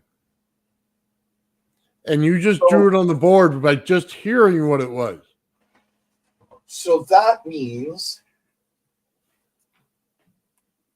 I know how it works. Yeah. Yeah. So you and I have our conversation. We're going to be almost done with these projects. Yep. Because that's the implosion. And that's what goes out. And then you put your shell around the center implosion. Yep. It also tells you why the center of my plate gets ice cold. Yeah. There's a whole reason for everything. There's a reason for everything. And everything has a reason. That's so freaking true, man. That's so ironic that you would draw the same thing than exactly what I'm describing. Well, you know what? It actually what you were describing reminded me of something, and then it clicked. The Thane-Hein Peace Core transformer has two vortex coils, one above the other, and I'm pulsing the primary of the upper coil on the secondary of the bottom coil, and they're acting as if they're one coil, and they're imploding in the center, and all the pickup coils are picking up voltage, and it's not affecting the watts of the power going into the coil itself. So that made me think, if there was a column there and you put another column inside a column, it acts like a capacitive relay in the sense where you're able to control the dielectric between the two. My brain's on fire, Nathan. It's on fire. I want to go do this test right now. I'm kicking everybody out of my damn house. I'm just kidding. Telling you, man. So great, man. Oh, I'm sure it doesn't make a lot of sense to everybody in the chat, but if you were building this stuff and saw it, it would make all the sense in the world of what we're saying. And for those people who said, "Oh, well, I'll just go to this version instead of sticking with this version," right? Well, you missed all of the features of this version that you need for that next version. And they all translate perfectly across the spectrum to each other. They do. Yeah, this is going to be an interesting year, Nathan. Well, the year's almost over, man, and we're getting there. It's all about you and I decide to put it out there. You know what I mean? And I do. I do. I don't know the best way. Well, you're in the States. I'm in Canada. Ian's in the UK. We should get as many people as broad as possible. We do it. And then, I don't know. Something we should discuss offline. I have a couple ideas. Well, I'll be honest with you, Gerald. I could take that coil and easily put that body around it in order to You know what I mean? Create Yeah. what we needed to. That wouldn't be that difficult. And No, you know what I mean? I do. In fact, I have a really amazing way of putting a body together, but I wasn't. I've since been thinking about a aluminum bismuth shell rather than just an aluminum shell, but I don't know. I'm playing with my ideas. Didn't I tell you guys when they show that piece, the aluminum, bismuth, aluminum, okay? It's the sandwich. One field on the outside separated by a magnetic layer with another field on the inside creates exactly what you want is the containment. Yep. That's it. That's why they did it that way.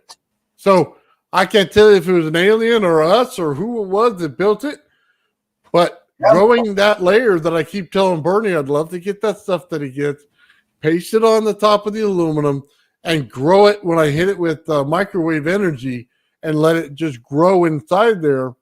You know what I mean? And then we have it because that's perfect. Yeah.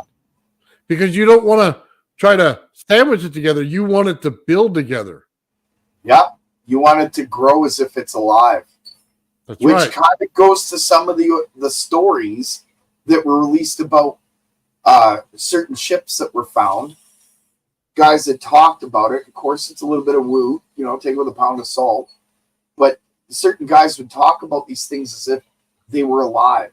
They'd walk up to them and touch them, and the thing would react. Well, why? Maybe because the shell was grown. I don't know. Just a thought. Right? Very interesting. Well, it also goes to the color on the outside. If you have an ozone layer because of what you're creating, right? Yep. Which basically means you're breaking and forming oxygen to the third or to the second, right? Yep. Well, what happens when you add hydrogen to that? Because you can't get rid of hydrogen from it. Okay. So it basically means that as you're building this layer in the field on the outside, you should have a layer that is building water and then destroying water all within, milliseconds of each other. And you continuously get an aquamarine glow from it because your plasma layer would then be fairly yellow. So it'd be more of an aquamarine color and it goes along with how people have accounts of this stuff because it chemically works. And different atmospheres would give it different colors, almost rainbow-esque. Yes. Depending on what particles are in the air. Which would make sense for the invisible factor because at that point, once you put any kind of liquid to it that is forming and destroying, then you would it would assume to be invisible, right? Because that's the way it would see to us because we're bending light right around it. Or we're canceling out light in that area that you can see through it. All you'd need is like a water source and some pond foggers inside with the manipulation of the frequency on the inside of the bubble, dude, and you got what you need. Well, you wouldn't need it because our atmosphere provides it. And true, but you could kick it off that way. Yeah, you could. Yeah. Make it happen quicker, right? But we're creating ozone in our garages when we're doing the high voltage. We're already building the one layer. We're not destroying it yet. You know what I mean? I do. It's that secondary part. Yeah. So that's just something I throw out there. That's what that is. Hey, Ben, you're alive. Yeah, Ben. Hey, what's up, guys? Sorry I'm late. Oh, dude, you missed the greatest segment ever, and you were starring in it. What happened? What I missed? Have you seen the Star Trek video? Oh, okay. Dude, I laughed so hard I almost cried. Good. So hold on. We're getting towards the end of the show. I want to show it one more time at the end. Okay. Yeah. Wait till the end and then show me that. I'm excited because Nathan's videos are awesome. Like he showed me the last couple of videos he made. I liked them. This one's funny. He did a good job on this one. Yeah. Oh my god. Yeah. I like that. I like that little loop video that you have where you have like the white clothes on and you're like meditating. Oh, That was my favorite one. That was great. oh, you know what? I might even have that here on the thing on the branding part. Oh my god, dude. Yeah, that Yeah. was a funny picture. And it looked like it was spot on. Like it didn't look like a cheesy edit, you know? Oh my god, dude. The energy would go through my neck and everything because I didn't put a neck on it. So the energy would spiral up and it looked like it coming right through my neck. Oh, maybe I didn't look at it close enough. I have to Oh, take a dude. second look at You have to it. play that because I didn't see that one. I thought I Oh. did. Let me Yeah, see it's cool. if I have it in the videos here. Because I don't It's think like that I have it in that section. Wasn't it like a little looped video or something that you had? Yeah, I just got to make sure the volume's off on it. Yeah. Yeah, that music can get you fried. Okay, so I'm going to take us out of the screen real quick. Okay.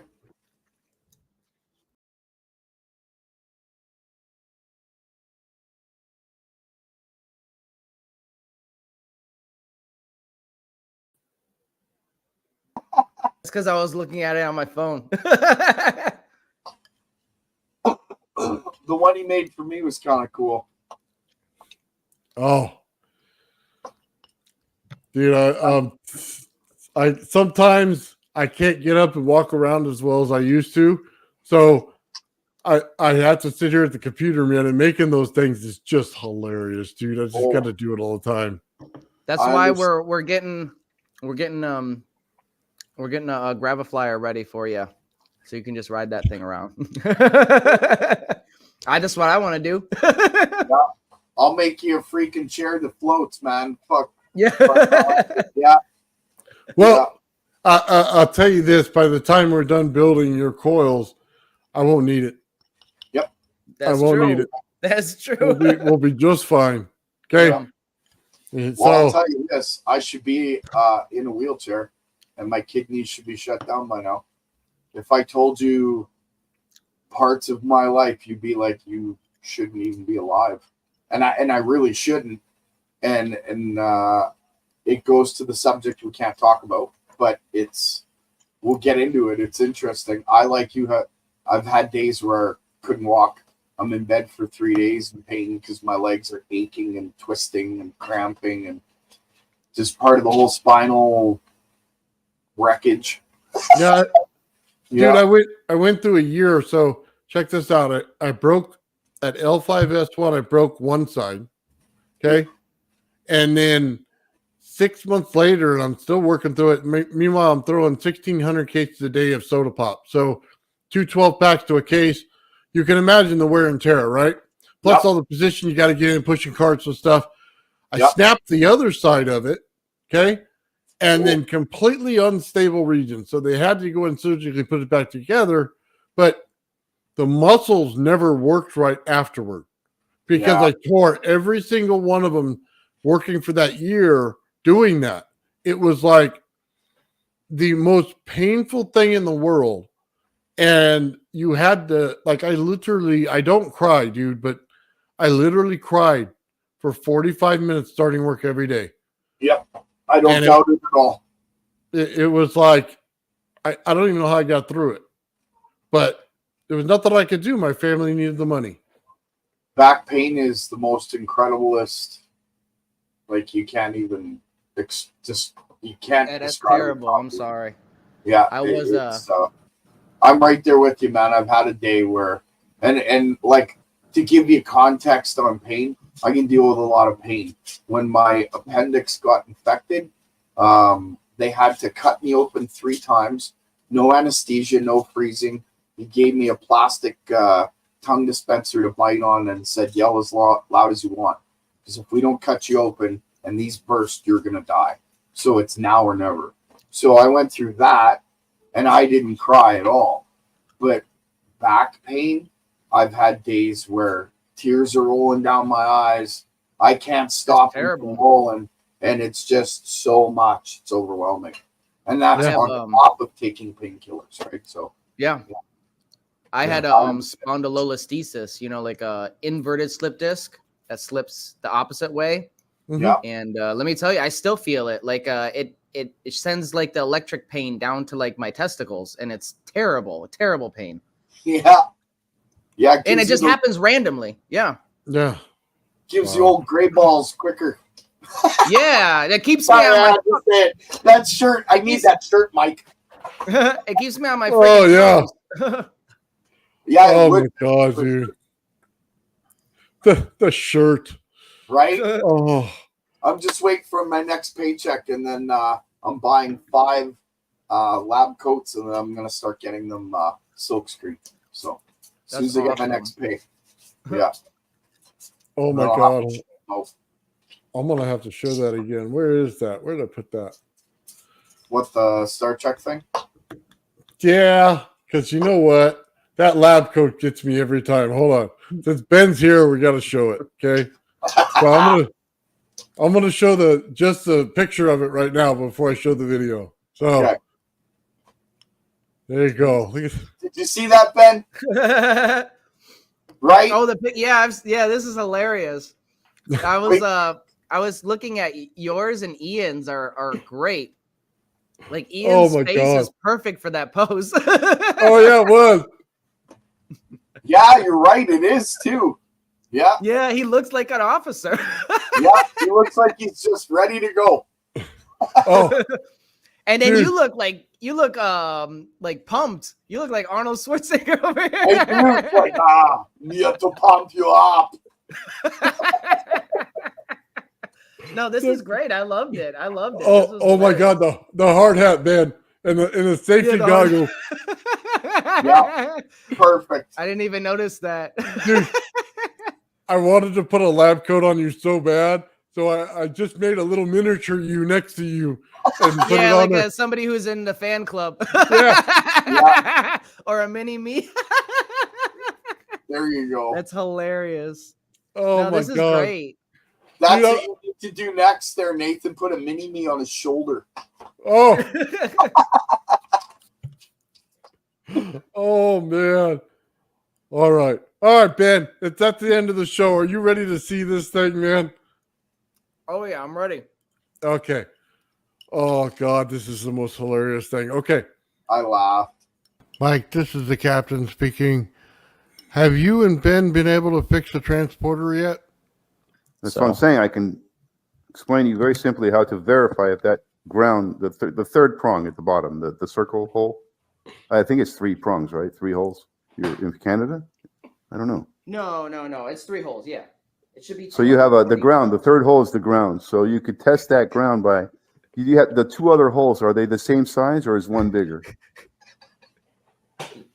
I'm sorry. Say it again. You have 3 holes. One is ground at the bottom, and the 2 that are at the top are the power. Are they the 2 holes? Are they the same size, or is one bigger? No. They're the same size. Same size. So it's 2. You're in Canada? No, I'm in Michigan. Michigan. So it can't be the same size. One slit is a little shorter. Are you sure? Let me see. Look closely. You need more light in there. He knows his slits. Oh yeah, you're right. I'm sorry, Mike. Did you say you had the transporter fixed? Put the voltmeter on AC 120 volt setting. Put one prong in the ground and the other prong in the smaller hole. That's your hot line. And if you get 120 volts, that ground is working good. If you don't, you get less than 120 volts, like 90 or 80, your ground is probably no good on that plug. That could cause a lot of issues for the circuit too, by the way. Well, the problem is this only goes up to 10 amps and then it blows. No, you don't need amps. You just need 120 volts is what it should read. Okay. As long as it doesn't blow my fuse. Put it on volts, not amps, volts. 120 AC volts. This should be good to 250 volts, so we should be okay. Hey, Gerald, come here and listen to this. I can't tell if they're fixing the transporter or not. Right. So now put one prong in the ground, the other prong in the smaller hole, not the bigger one. The smaller. Doesn't matter which one is which. That's a tough question. It kind of does matter. But anyway.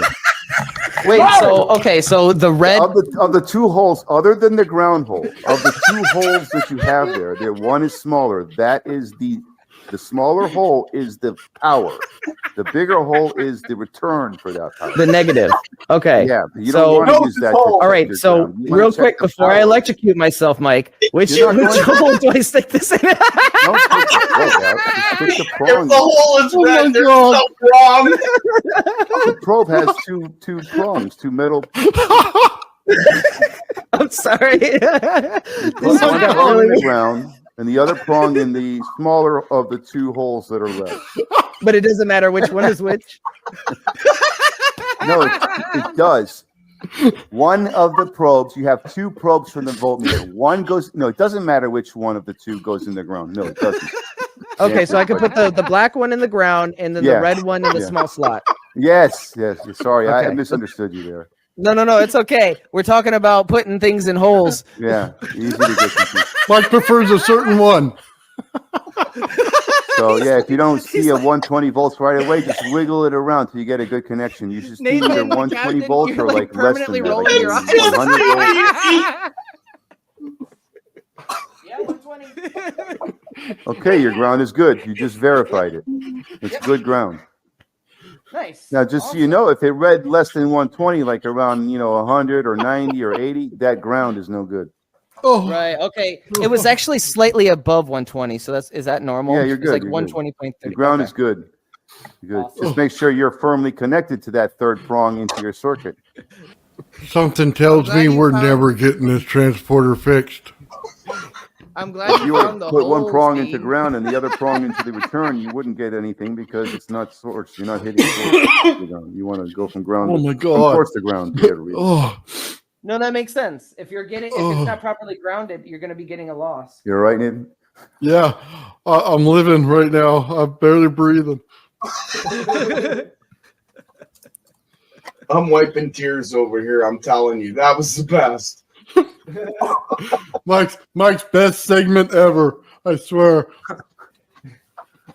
That was awesome. Oh my God, dude! Ben. Big applause for Ben and Mike, man. It's just amazing. You rock, Charles Mike. is like, WTF was is awesome, this Mike. just switched over from Ashton. Yeah, you came in at the wrong second, man. Yeah, he just says some weird stuff. If you didn't have the full context, he's just talking about holes. Yeah. Probes and holes, I mean, We got a black hole and a red hole. and a big hole and a small hole. And two probes. That can go so many ways.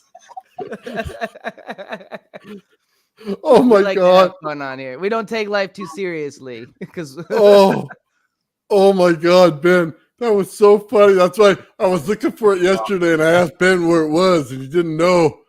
And I go, you know what? We definitely have to get it on there. I'm Man. glad you found it. Like, did you use the subtitle method that I use? Because usually that helps me. Oh man. No, I just looked for one of the streams that we all came on and talked to you while you're building a coil. And I just looked through those, right? And I found it. Oh. I have to tell you, that conversation was hilarious, but it was only funny until like I realized that it was funny like at the end of it. During the whole conversation, I was like oblivious to the double entendre. So check it out. What was even worse in the original video is you're on all fours bent over looking under the table at the fucking power outlet. I wasn't going to bring that part up. Holes and probes. That's awesome. Oh, man. He's talking about pick the hole and you're all bent over. Oh my God. You had to ground it right.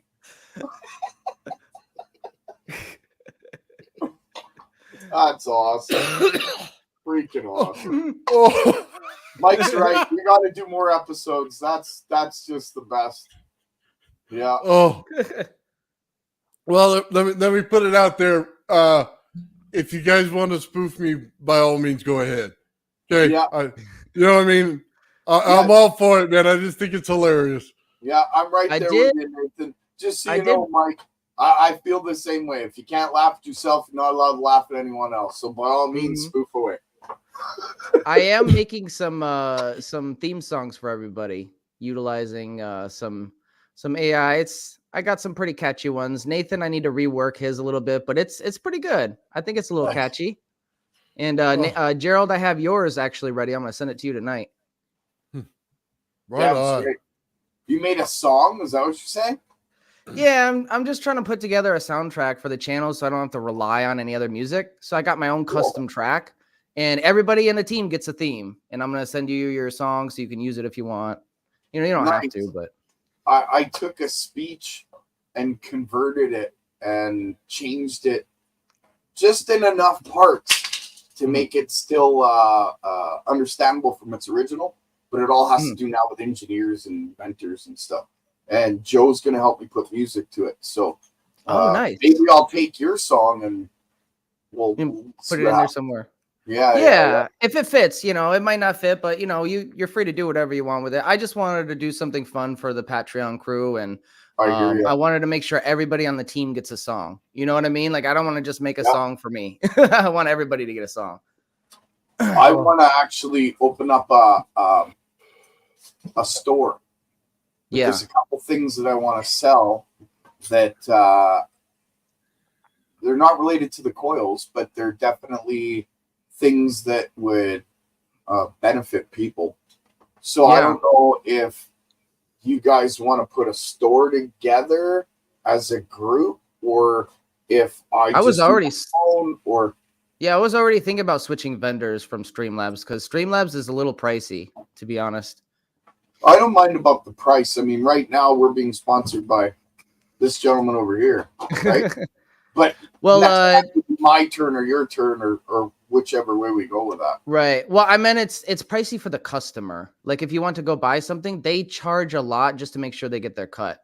So I don't know. It's like, if you want to help support like the page and all that, I think we need to go with a different vendor, because they're taking too much out of it and not giving a lot back to the streamer. Well, we're all gonna have to come up with designs then for whatever we want. You know what I mean? For logos and stuff like that. You know, like, what if we all came up with, like, say, one little device that, you know, people would be interested in, and we put together like a little store, like we can make kits or something. Yeah, we can make kits. Yeah, and kind of sell it like that. I don't know. It's just a thought, something to throw out there, right? No, I was thinking something similar. So yeah, that's a good idea. Well, we'll talk about it though, because that's something I was thinking about as well. Dude, I'm telling you right now, I got laid off. So I'm getting the Mike Dawes fucking transporter T-shirt. That's what I want. Gotta have it. Is it gonna have me in the corner bending over an event or something?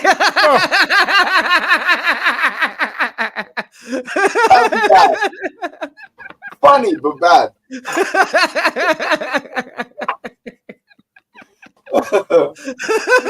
Awesome. That's so funny, dude. Cracks me up. Crypto. I sent Crypto his song earlier. I wonder if he took a look at it. I like it. It's pretty catchy. Right on, man. Well, you know what? On Wednesday, will you have them done by Wednesday, everybody? I should, yeah. I mean, actually, I should have most of them done by. There's a couple of them I might not have, but we'll see. I should have most of them done. If you send me everybody's, we could do like a mashup of them. You know what I mean? Or whatever you want to do. We'll just play them, and then that way I'll give you time to finish everything. Yeah. I could send you what I got. I sent Crypto his. I sent you yours, but yours needs to be remixed a little bit. I think it's just slightly off. And it sounded like the singer got his balls stepped on. Yeah, the song was good. It was catchy, but you're right. The singer's voice was a little off. You know. Yeah. So, but if I were to like recreate that song and play it on my keyboard and guitar, like it would be a good song. Totally. Yeah. Oh yeah. But the words were good. Shout out exactly. Shout out to Papa Bale. I've been watching your channel. You do some good work. Just saying. Which haven't checked channel is them it? out. Papa Oh, Bale. right here. Yeah. Right on. Yeah, I I'll just have got the word that I got laid off, so I'm getting the layoff soon. In the next couple of weeks. Wow. Then we'll have to definitely set some stuff up so you can get some merch sales and Yeah. get a little cash in. Yeah. Winter Anything slows will down help. too. Yeah. Mm. It was a little sooner than I thought, actually. Yeah, that's why Yep. I want to sell. Like a couple of things I want to sell aren't related to electronics in a sense, but I've designed and built a table that if you have a license to grow marijuana or your state allows you to, turns one top into 40 tops. Oh, Right? that would be a big seller here in Michigan. I'll tell you that right now. Yeah, it's timed and it does its thing and it's got instructions on how to deal with it. And then I got another device that cancels out the back pressure of a pressure washer anywhere between 2,500 psi and 3,500 psi. You can literally use the pressure washer with 2 fingers and do your whole car. Does it utilize a Tesla valve in some way? Just Nope. It's a designed counterweight system that follows the flow of the water. So you literally, when you grab the wand, you pull the trigger and the pressure will push the wand up to about 5 feet, 4 feet in the air. And then you literally just guide it to where you want it to be. And the pressure of the water pushes the wand to where you need it to be. You're just guiding it.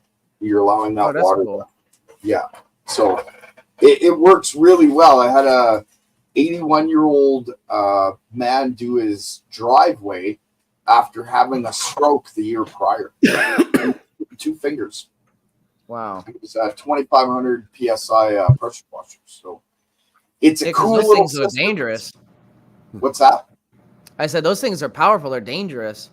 Yeah, but it cancels that out. Well, it cancels out that back pressure. So my idea was, I've known friends who've gotten carpal tunnel because they pressure wash semis, right? And then they're out of commission. Well, this system stops that. You won't, if you can pressure wash a semi for 30 years with this system, never get carpal tunnel. Because the way that it cancels out that back pressure and that weight. Yeah.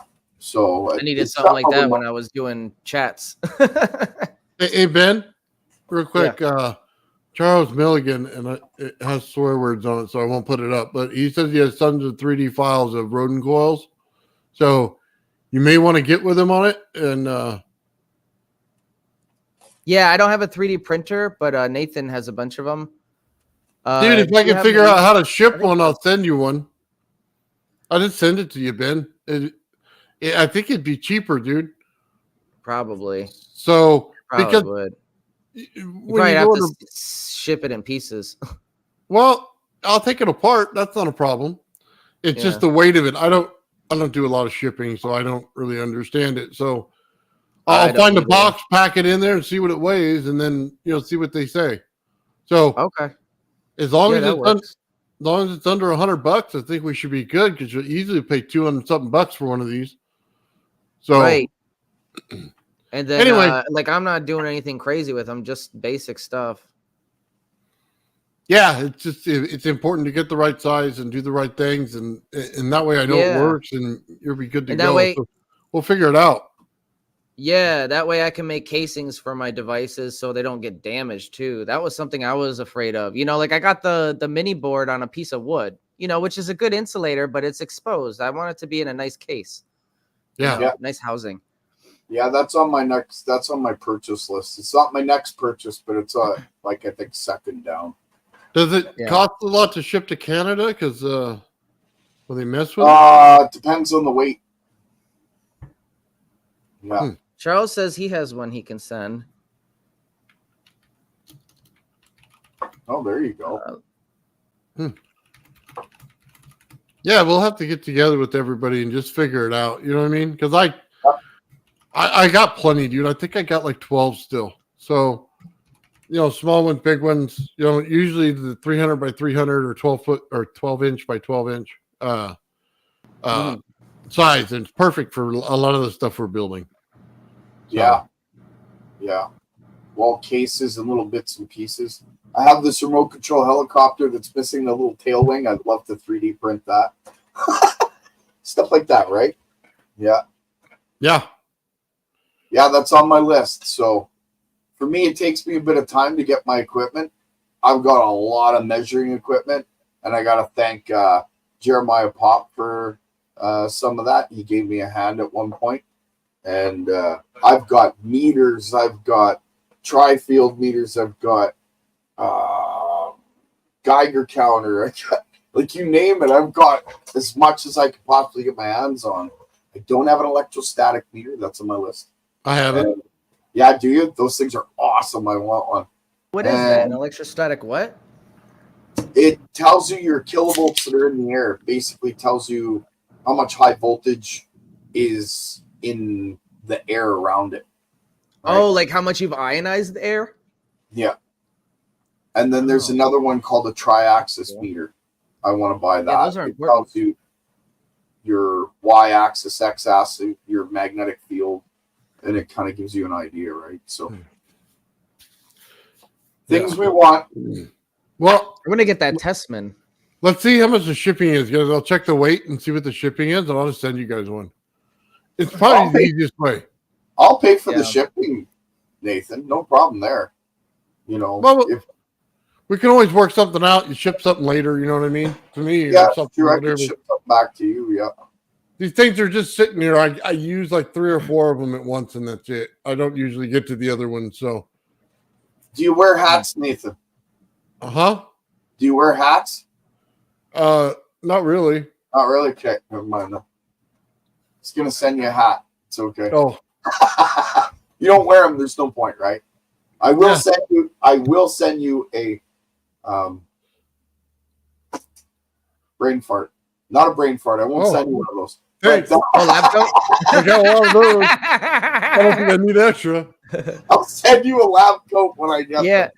I can't wait till we all like have the lab coats on and we're all like, that's gonna be awesome. We have the we'll have the Star Wars our Star Trek backdrops and all that.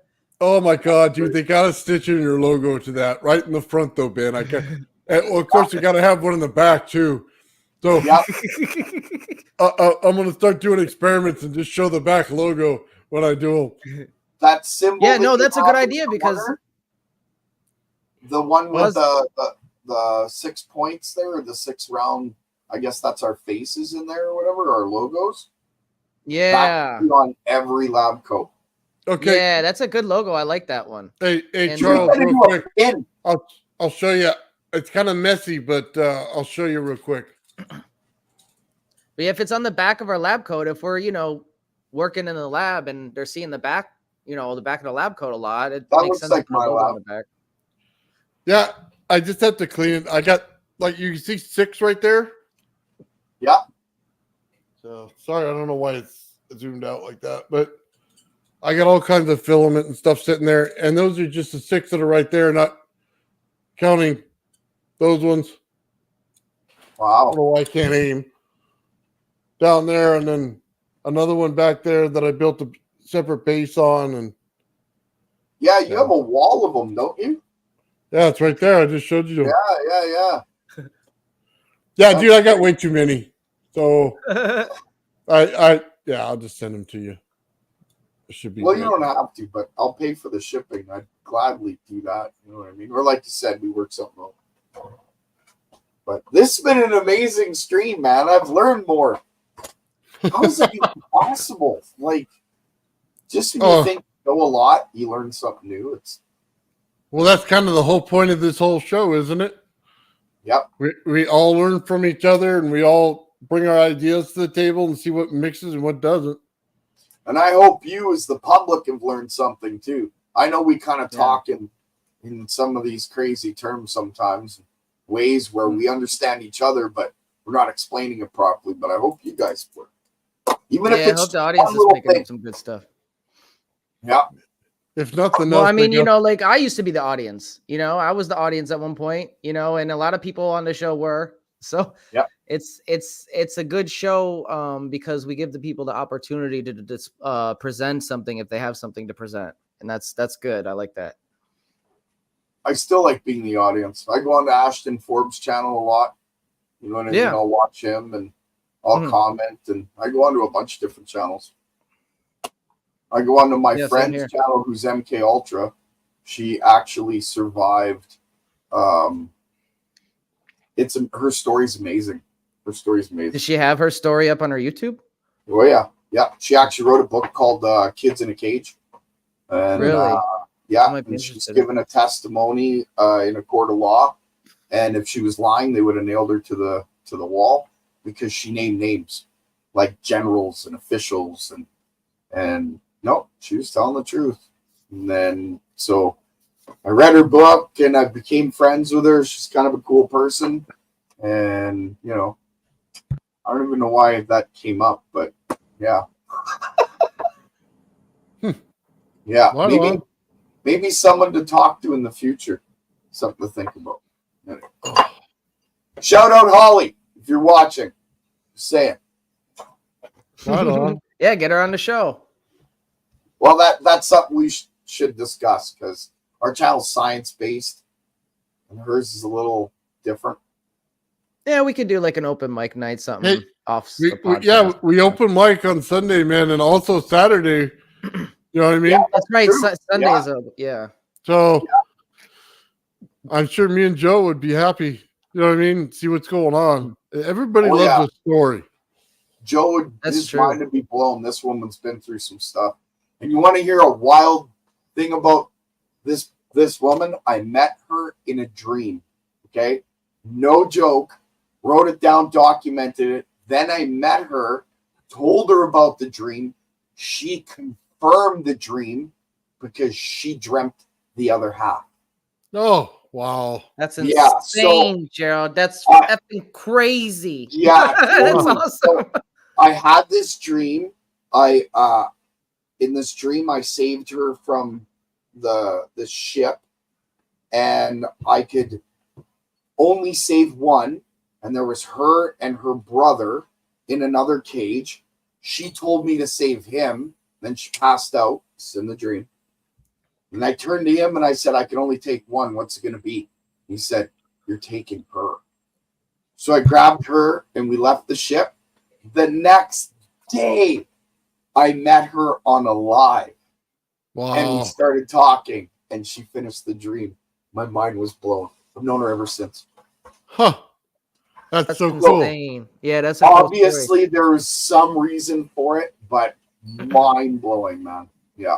Yeah, maybe the reason was to get her on the show and have her tell her story on this show. Who knows? Maybe it's definitely a conversation you guys should be part of one day, whether or not we do it live or do it private or whatever. I mean, I know she talks about it all the time.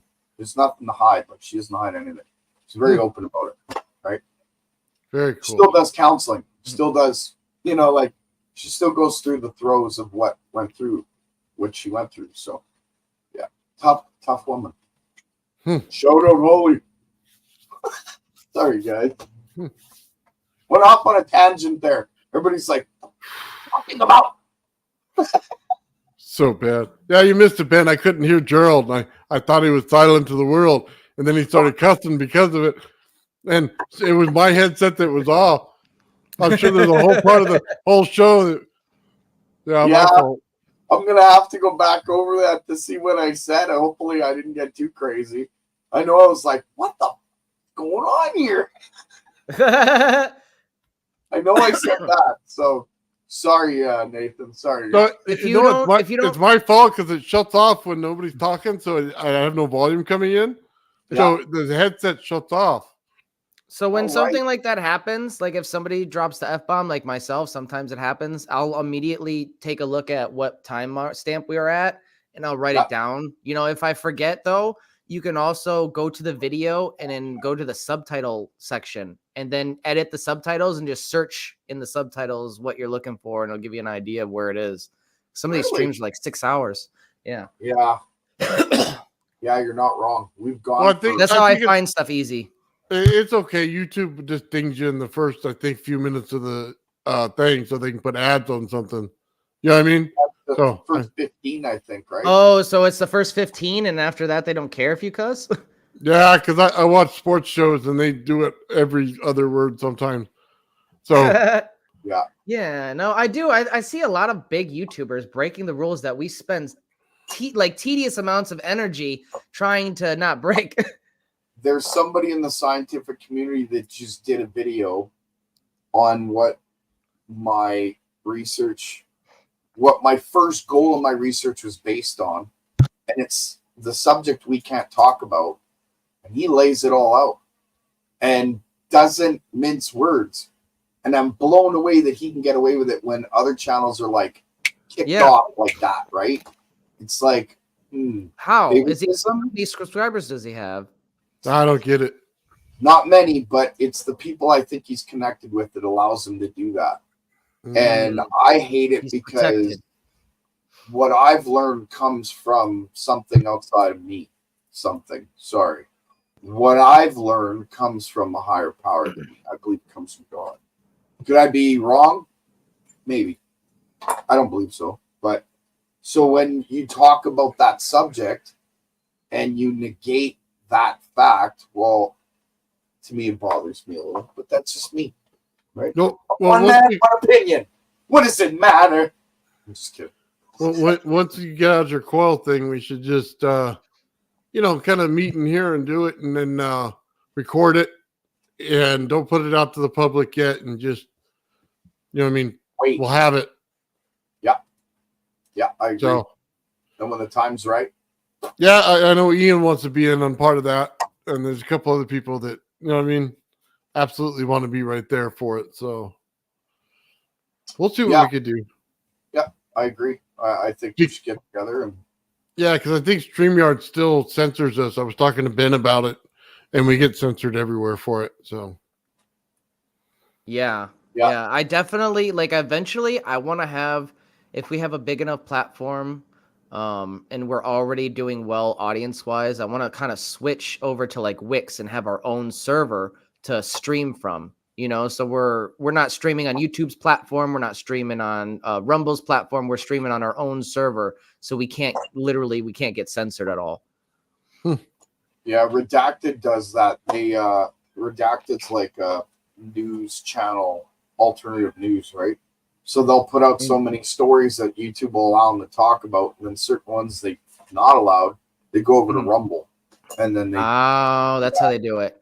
Well, maybe Rumble might be a good alternative then, if people are still using that and they're not getting censored there. Whatever, we could try a few. Yeah, there are certain subjects we can't talk about, but we could try a few on different ones, different platforms. Yeah, why limit? Get it out. Exactly. No, I say why limit to one platform? If you want the message out, you gotta spread it far and wide. So, yep. Oh, dude, on my but by the way, just so you guys know, I stream to Facebook. Okay. Oh. So I've been getting. I guess they set it up where you have to be my friend to watch it or something. Yeah. Mm-hmm. I just got 200 new friends apparently in the last week. Okay, yeah. That wanted to watch it. Do you good?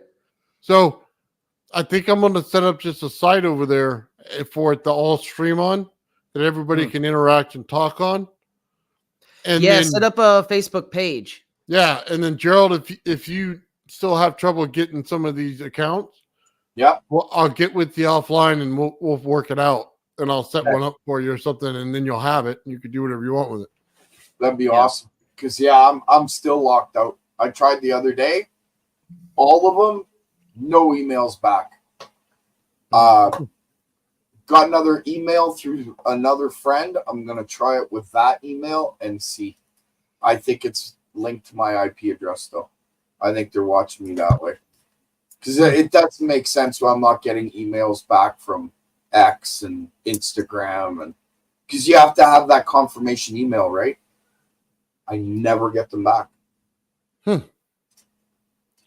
that shouldn't be hard to fix.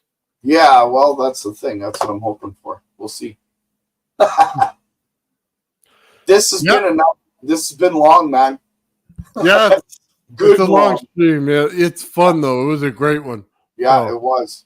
I'm gonna look back on this in my 70s and be like, "Wow, I really did that. Yeah, that's pretty good." Yeah.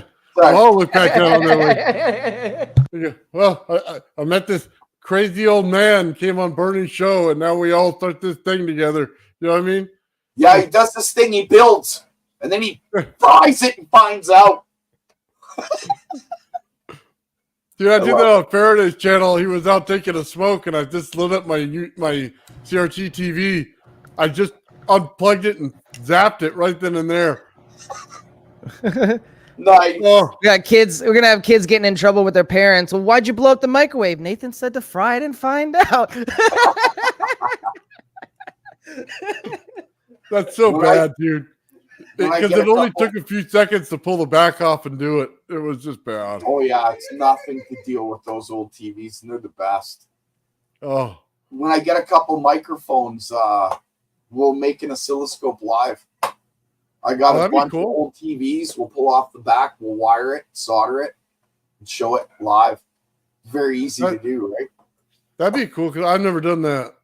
Yeah, you just have to mess with the vertical coil and the horizontal coil. You tap that into a headphone jack and the headphone jack into an amplifier.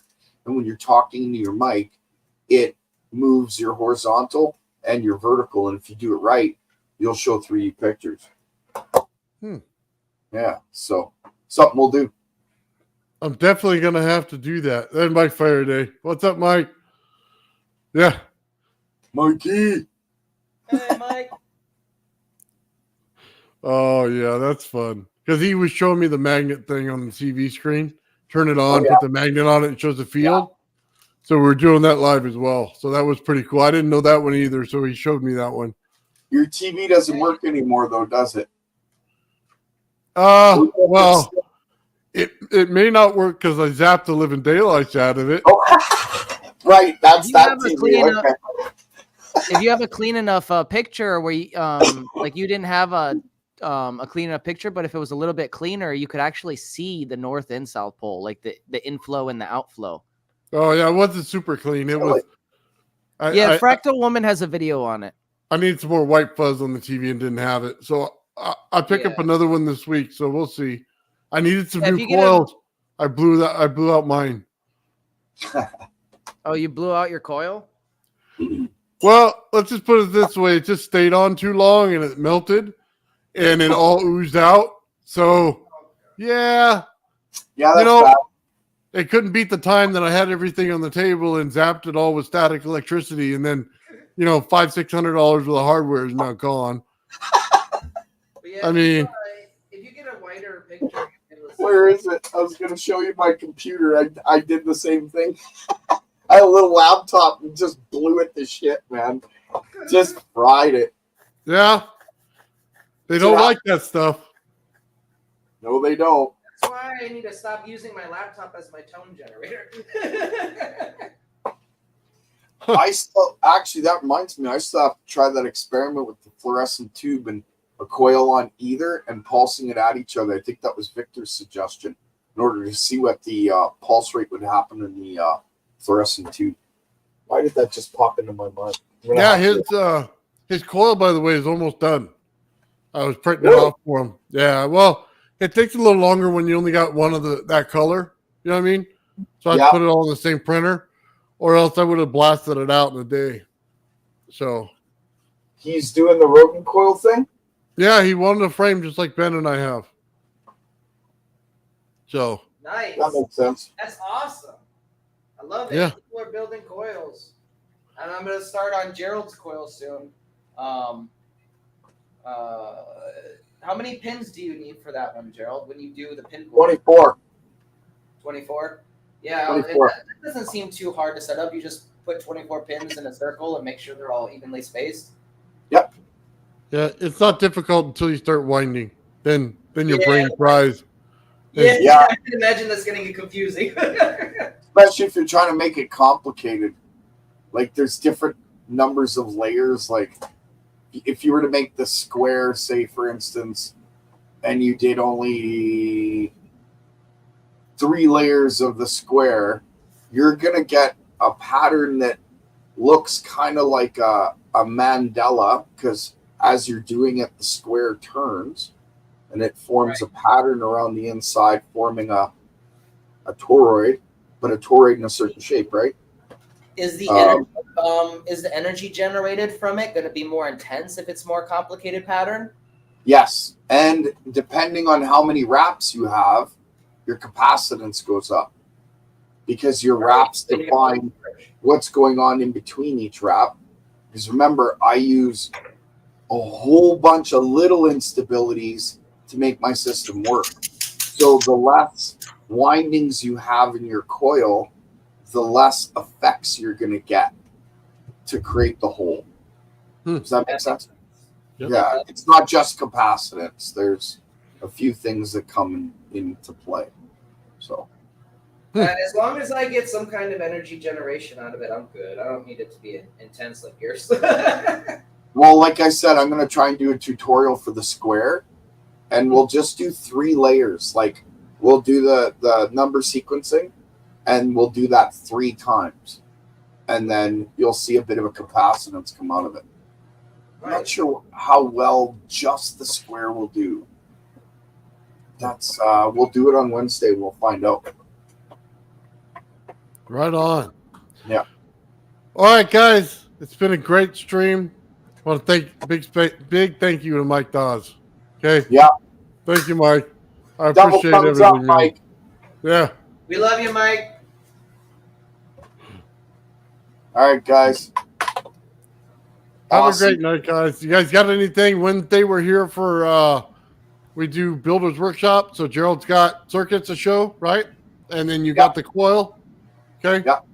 And then I'm gonna find out something. Sean's gonna have something for that day as well. Okay. He's got his circuit and he's gonna walk through it with us. So that's gonna be bitching.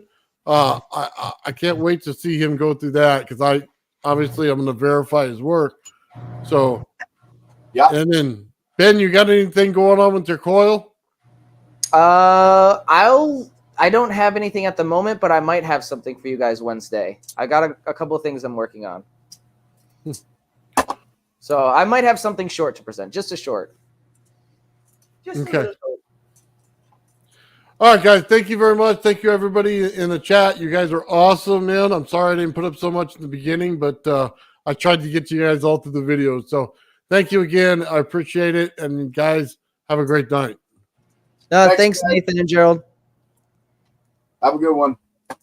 Yeah, you too. Thanks, chat. Love you guys.